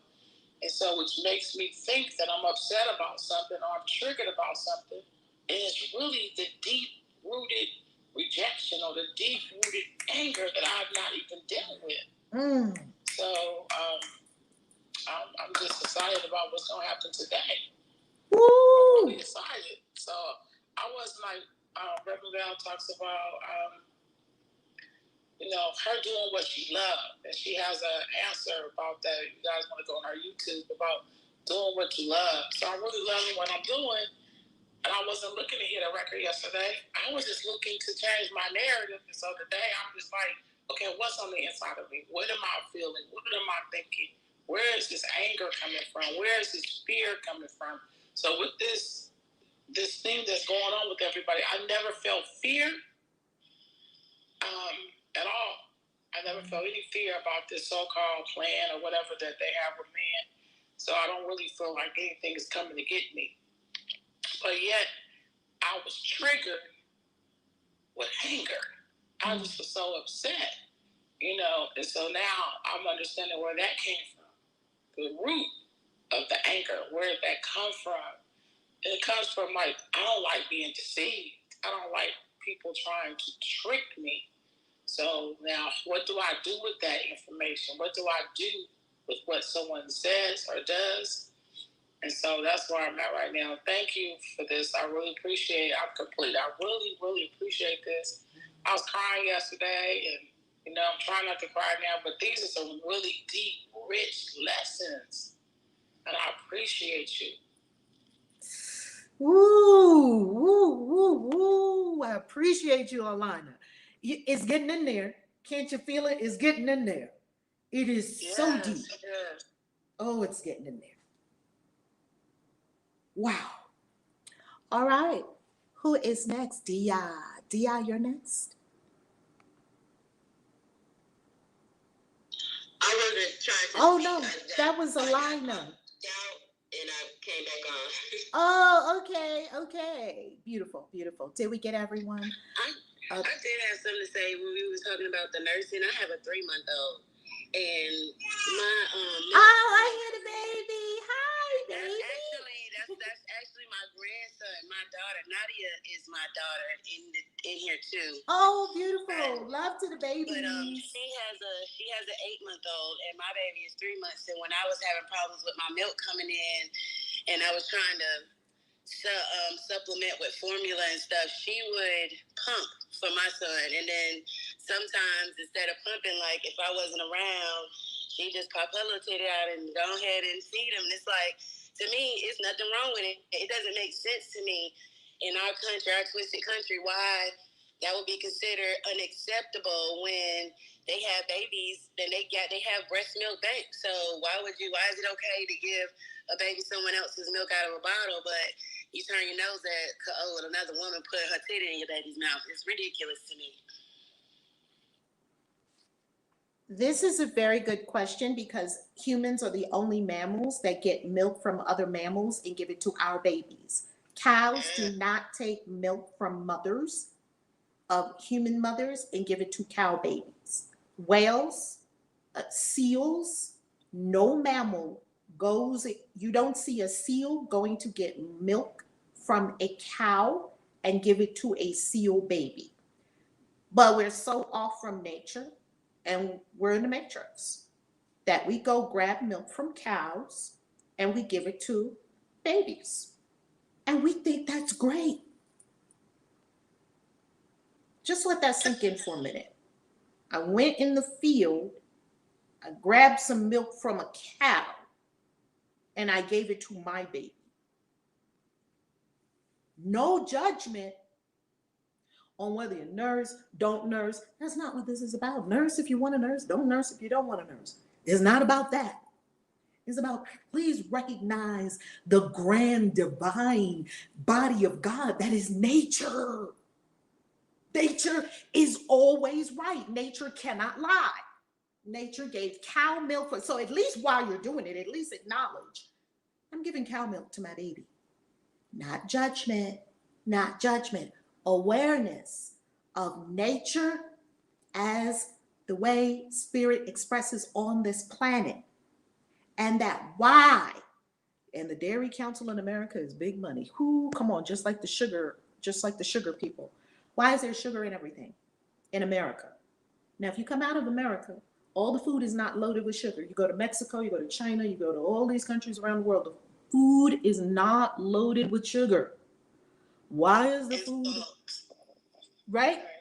The pastries are not super sweet. Even in Paris, where they specialize in pastries, French pastries. Right, Robert? No, I think that's corn syrup. And why? Because in America, the Sugar Council is very strong, just like the Dairy Council, and they have money to lean on the politicians. And now what they have even been able to do is the Sugar Council has been able, the sugar lobbyists have been able to even put sugar in orange juice without it being disclosed on the label. They don't have to disclose on the label that they added sugar to your orange juice. Now, how do you know sugar is in your orange juice? Drink orange juice from Tropicana or any of these major brands, then go out of the country and squeeze a real orange. I'm not talking about Frankenfoods oranges that they put that are not real oranges. They were grown not on a tree, but in a lab. I don't know why America is poisoning their own people. And you go to another country where they just pluck the orange out of a tree, or maybe even in Florida where they still just pluck the orange off the tree and just squeeze it and you drink it. It's tart. Orange juice is not sweet. It's tart if you got a real orange. But, we want to be crazy. I've come to the conclusion that some of us like it. We like being sugared up. We like drinking milk from cows, and we like being crazy. Val, even the products that we sell here in America, when they're sold in Africa, Jamaica, and all that, they don't have sugar in them. They don't have that sweet taste to them. When I was in Africa and would buy products that came from America, which are very expensive, but they don't have the same ingredients that they have here. It's just like telephones. You can't go to Europe and pay $1,400 for an iPhone. They know what they're doing to us in America because we're gullible. We believe whatever they say is truth, and that's just what the course is going to teach you. None of that is real. And for that sister who was feeling like she was attacked, just hold on, my sweet, because guess what? The course talks about that too. That's coming up, baby. I am excited. Girl, you do your thing, because so many people have to realize that it's all in our imagination. And what we choose to believe, we believe, whether it's based on fact or fiction. That's what America has taught us. That's what America, and then you know what they call it? They call it the American dream. They fuck you up and call it the American dream. They pee on you and tell you it's rain. Man, they have so gaslit Americans, it's not even funny. And guess what? Gaslight. What is gaslighting? Gaslighting is someone talking you out of your own experience. You're feeling something, and you're having the experience, and you're asking questions, and they, no. And if you want to watch the ultimate gaslight movie, I just watched it last night. That thing had me laughing so much I almost was falling on the floor at these politicians. Please watch the movie. Don't Look Up. Who watched it on Netflix? Don't Look Up. Yes, I just watched that. Val, I watched it. I was like, you know what? These people are crazy. But I'm not going to even tell you. Everybody should watch that. You got to watch it. You got to. I just finished watching it, and I was like, these people are crazy. Don't look up. Don't look up. That was their answer to a comet is coming to kill us all. Don't look up. Guess what? What I really liked is how they lived their life in that crisis, that family, how they enjoyed themselves, even though they knew the comet was coming. And of course, the politicians and stuff. I ain't gonna tell you. Look at it. Watch it. Yeah, we can't do the Everybody- spoiler alerts, right?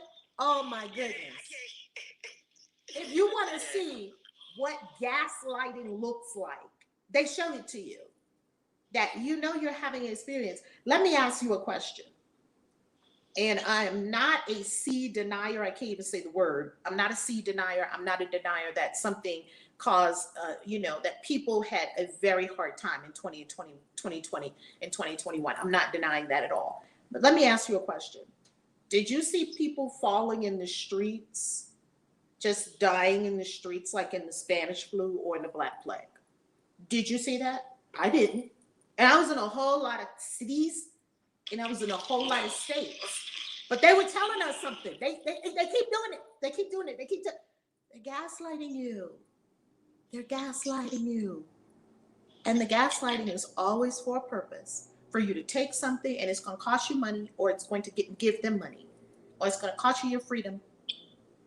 People who are awake. Every 5 months now. What happens every 5 months? Oh, the new recommendation, every 5 months, you willingly go in and get shot. Because the last shot no longer works.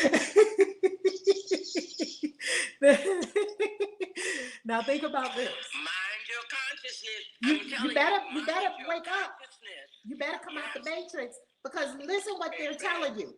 What they're telling you is that your own natural immunity in your body, cancel those words, cancel. Your own NI in your body, we're not going to look at it. We're not even going to talk about it. We're not even going to look at it.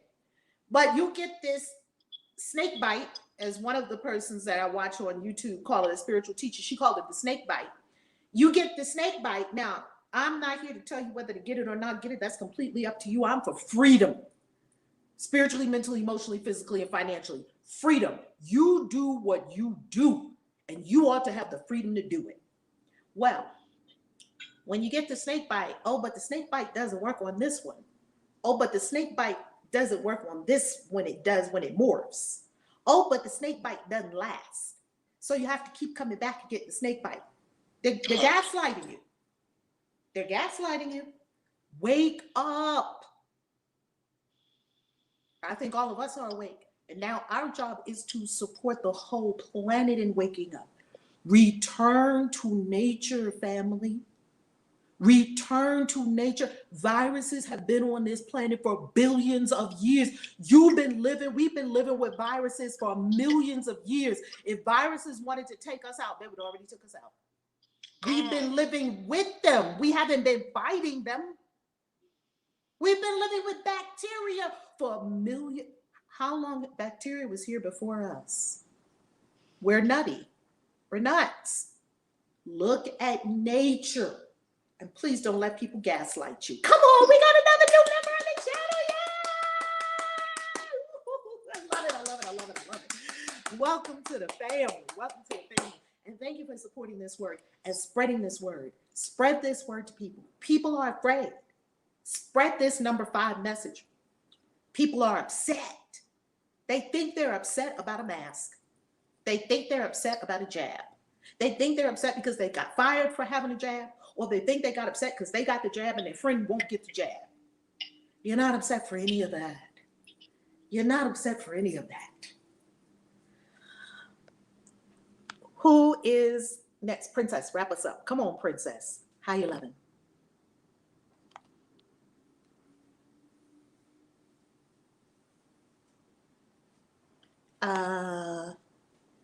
Princess on Clubhouse. Unmute. Hello? Yes. Hello? Gotcha. Come on. Yes, we can. Oh my God. Revelation.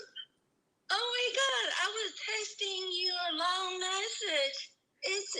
Okay. Listen, Lily.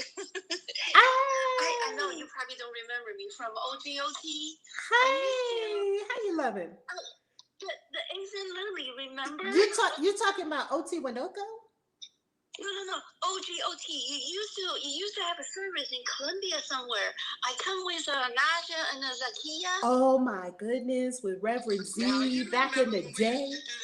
Oh my God. Back when we were in Columbia, we used to do that every week. Right. Oh my God. Y'all taking me all the way back today, okay?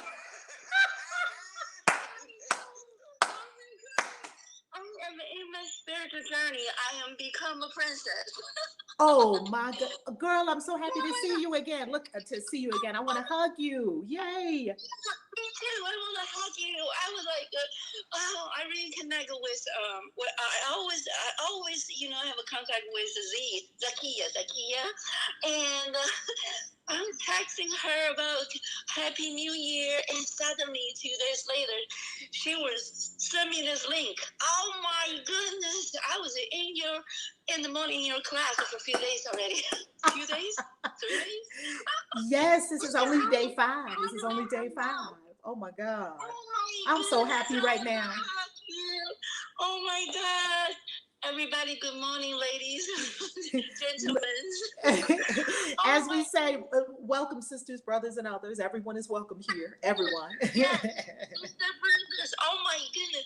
I just want to hug you. I have so many testimonies. Look at my picture. I on my own journey. I'm on my spiritual journey for a few years. I've been talking to angels every second. Ooh. They were talking to me. Oh my goodness. Ooh. I don't even know. There's a huge community right here. When I listened two days ago, oh my goodness, I can't believe it. There's so many people. I was the only one sharing with everybody. Everybody look at me weird. I tell everybody, I share with everybody my experience. I have a few people pass away in my life. Actually, recently another one just passed away. Oh my goodness. Wow. He is here all the time. Wow. He's here all the time. Yeah. Where do you talk? Are you still here? Yes, we're still here.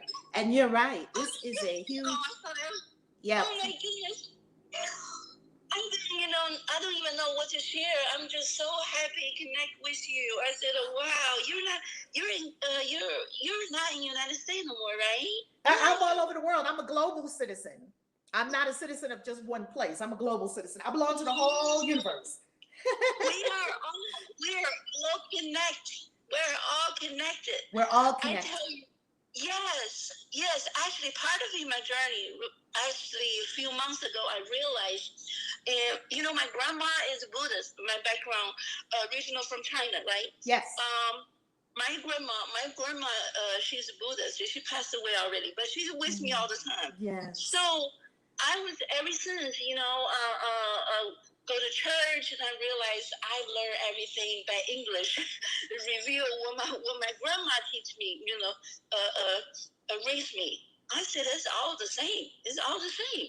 So, long story short, recently, right, I decided. I said, you know what? All the lives, we are all here. We have a reason. I said,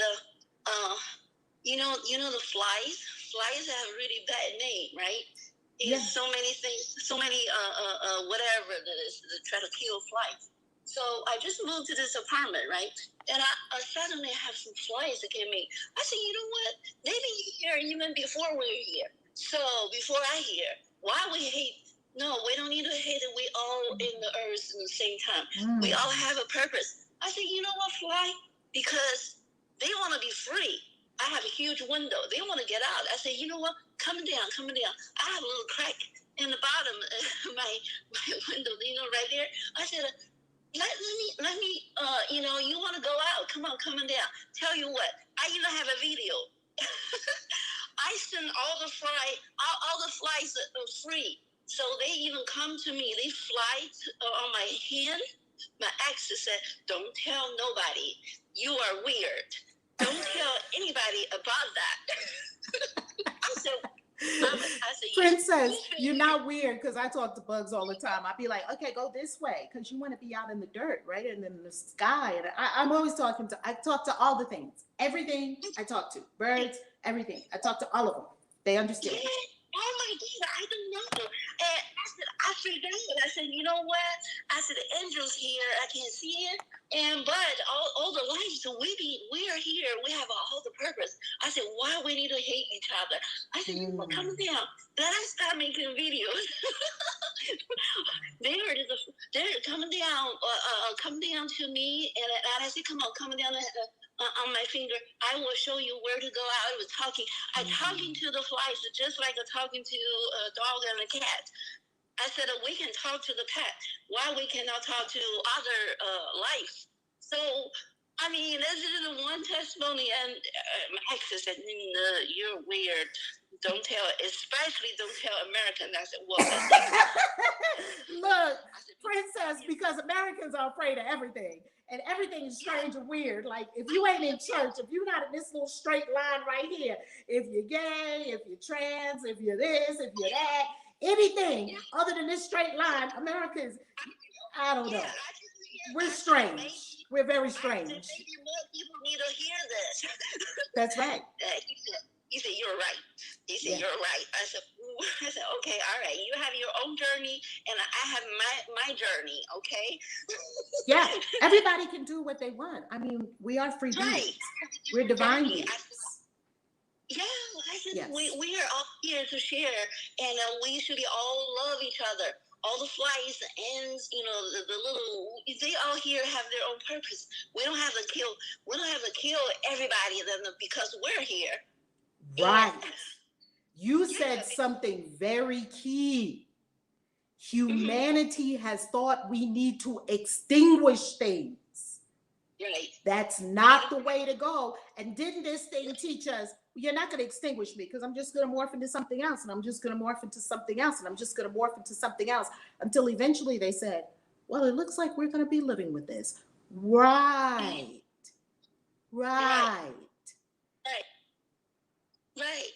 Yeah. Oh my goodness. I don't know where to talk, but I talk too much already. Oh, it's all good. I'm so happy you're here, Princess. Remember me, right? Princess, I am so happy you're here. I love that you found us after all these years. We were together. What was that? Every Wednesday night or every Thursday night? We used to have our experience in that church over in Columbia. And oh my goodness, Reverend Z would be there. And I will never forget, that is when we first met Reverend Z's granddaughter. I won't say her name here because we protect people's privacy, and that's completely up to Reverend Z. But I tell you one thing, her daughter, do you remember her grandbaby got up on stage and spoke? She was like 3. I was like, well, go ahead, girl. I'm going to give you the stage, and I'm going to sit down.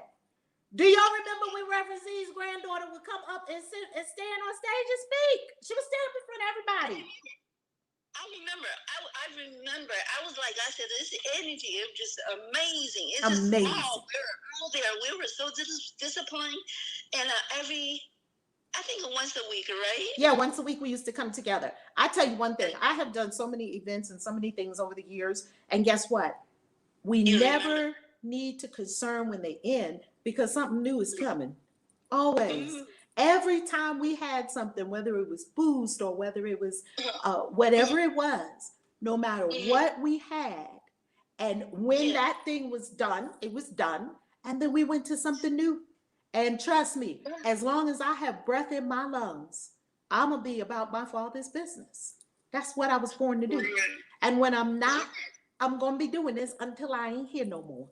And then on the other side, I'm going to still be helping y'all. Come on, raise up. Come on, did you meditate? I'm going to be haunting all of y'all.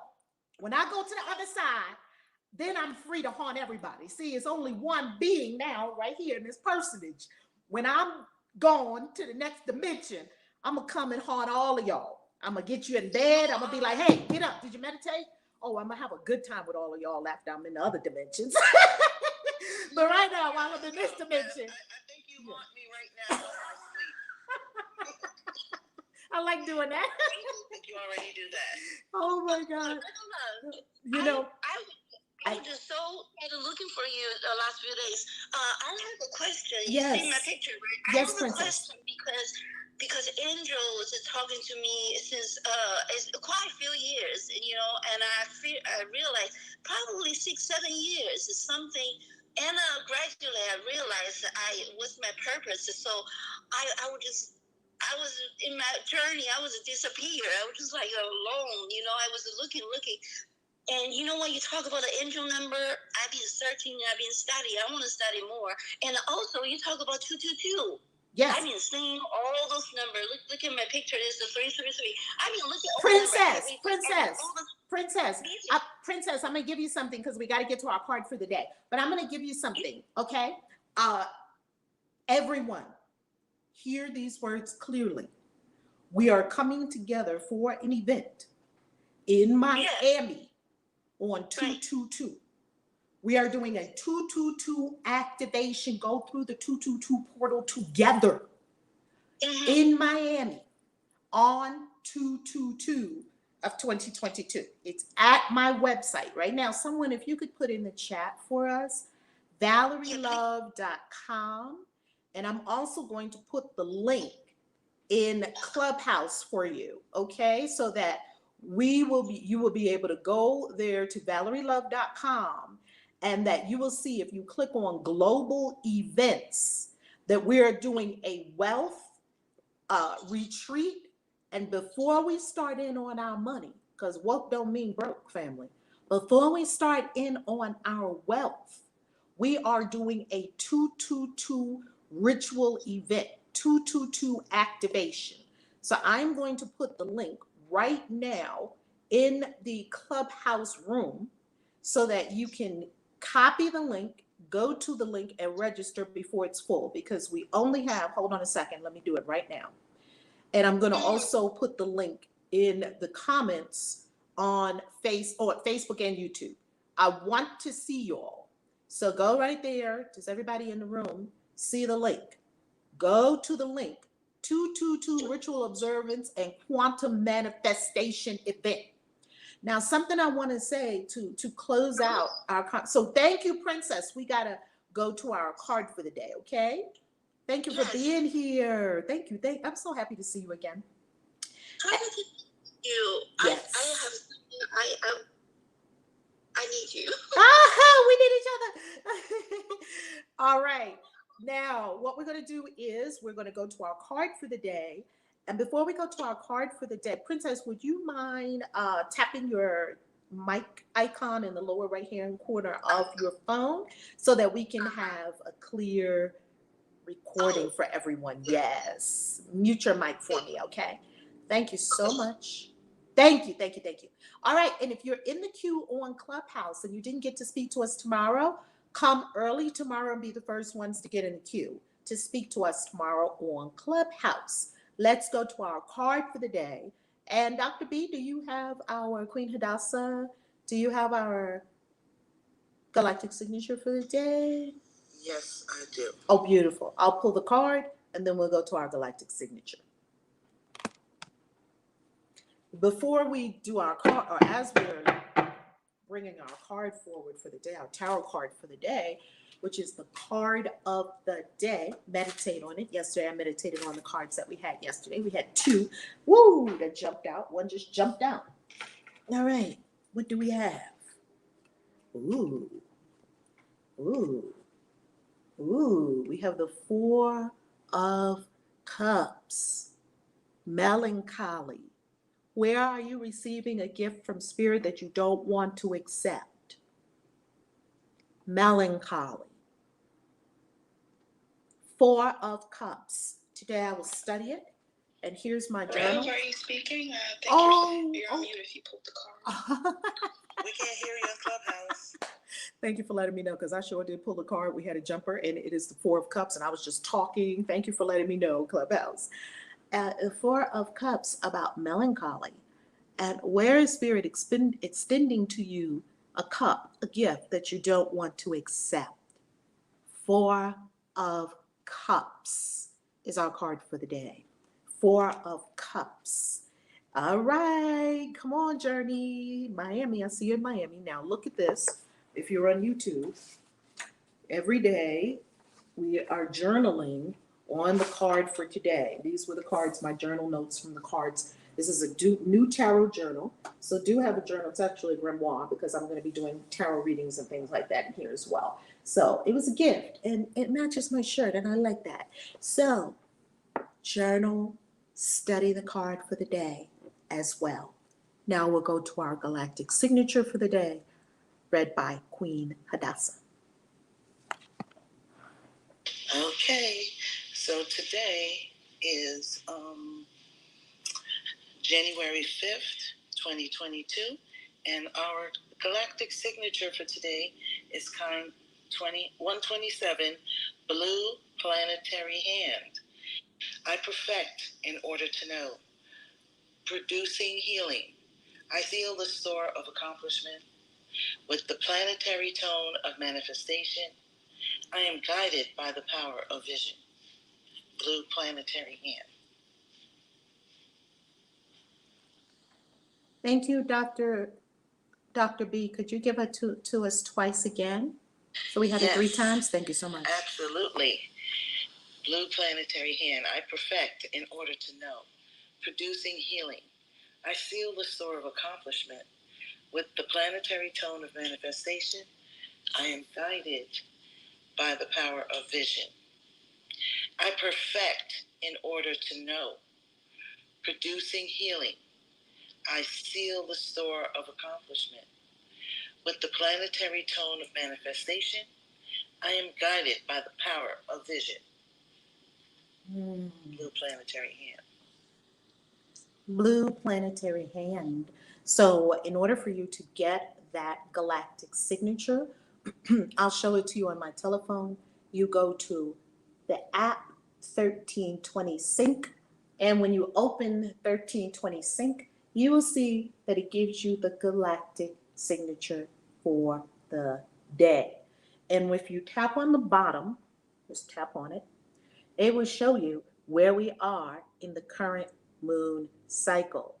It'll tell you the year we are in. We are in the yellow electric seed year. We are in the rhythmic moon of equality. That's month 6. As you can see, we're in the 6th month of the 13 moon calendar. And today is Wednesday in the Gregorian calendar, and it is Gamma on the 13 moon calendar. And today is all about organize, balance, and equality. That's the rhythmic moon. And blue planetary hand is our galactic signature for the day. Read it, study it, and be with it. That way you learn the galactic signatures more and more as you study them. It's time to wrap up. I love you, family. Thank you for being in this 1-year mind training. Remember, an untrained mind can accomplish nothing. Thank you for being in this 1-year mind training, 365 days. Make a commitment to be with the family every single morning, 7 a.m. Eastern time. And everyone on Clubhouse, could you unmute your mic and send love to everyone? Love you. Love you. Love to the community. Love you. Love you.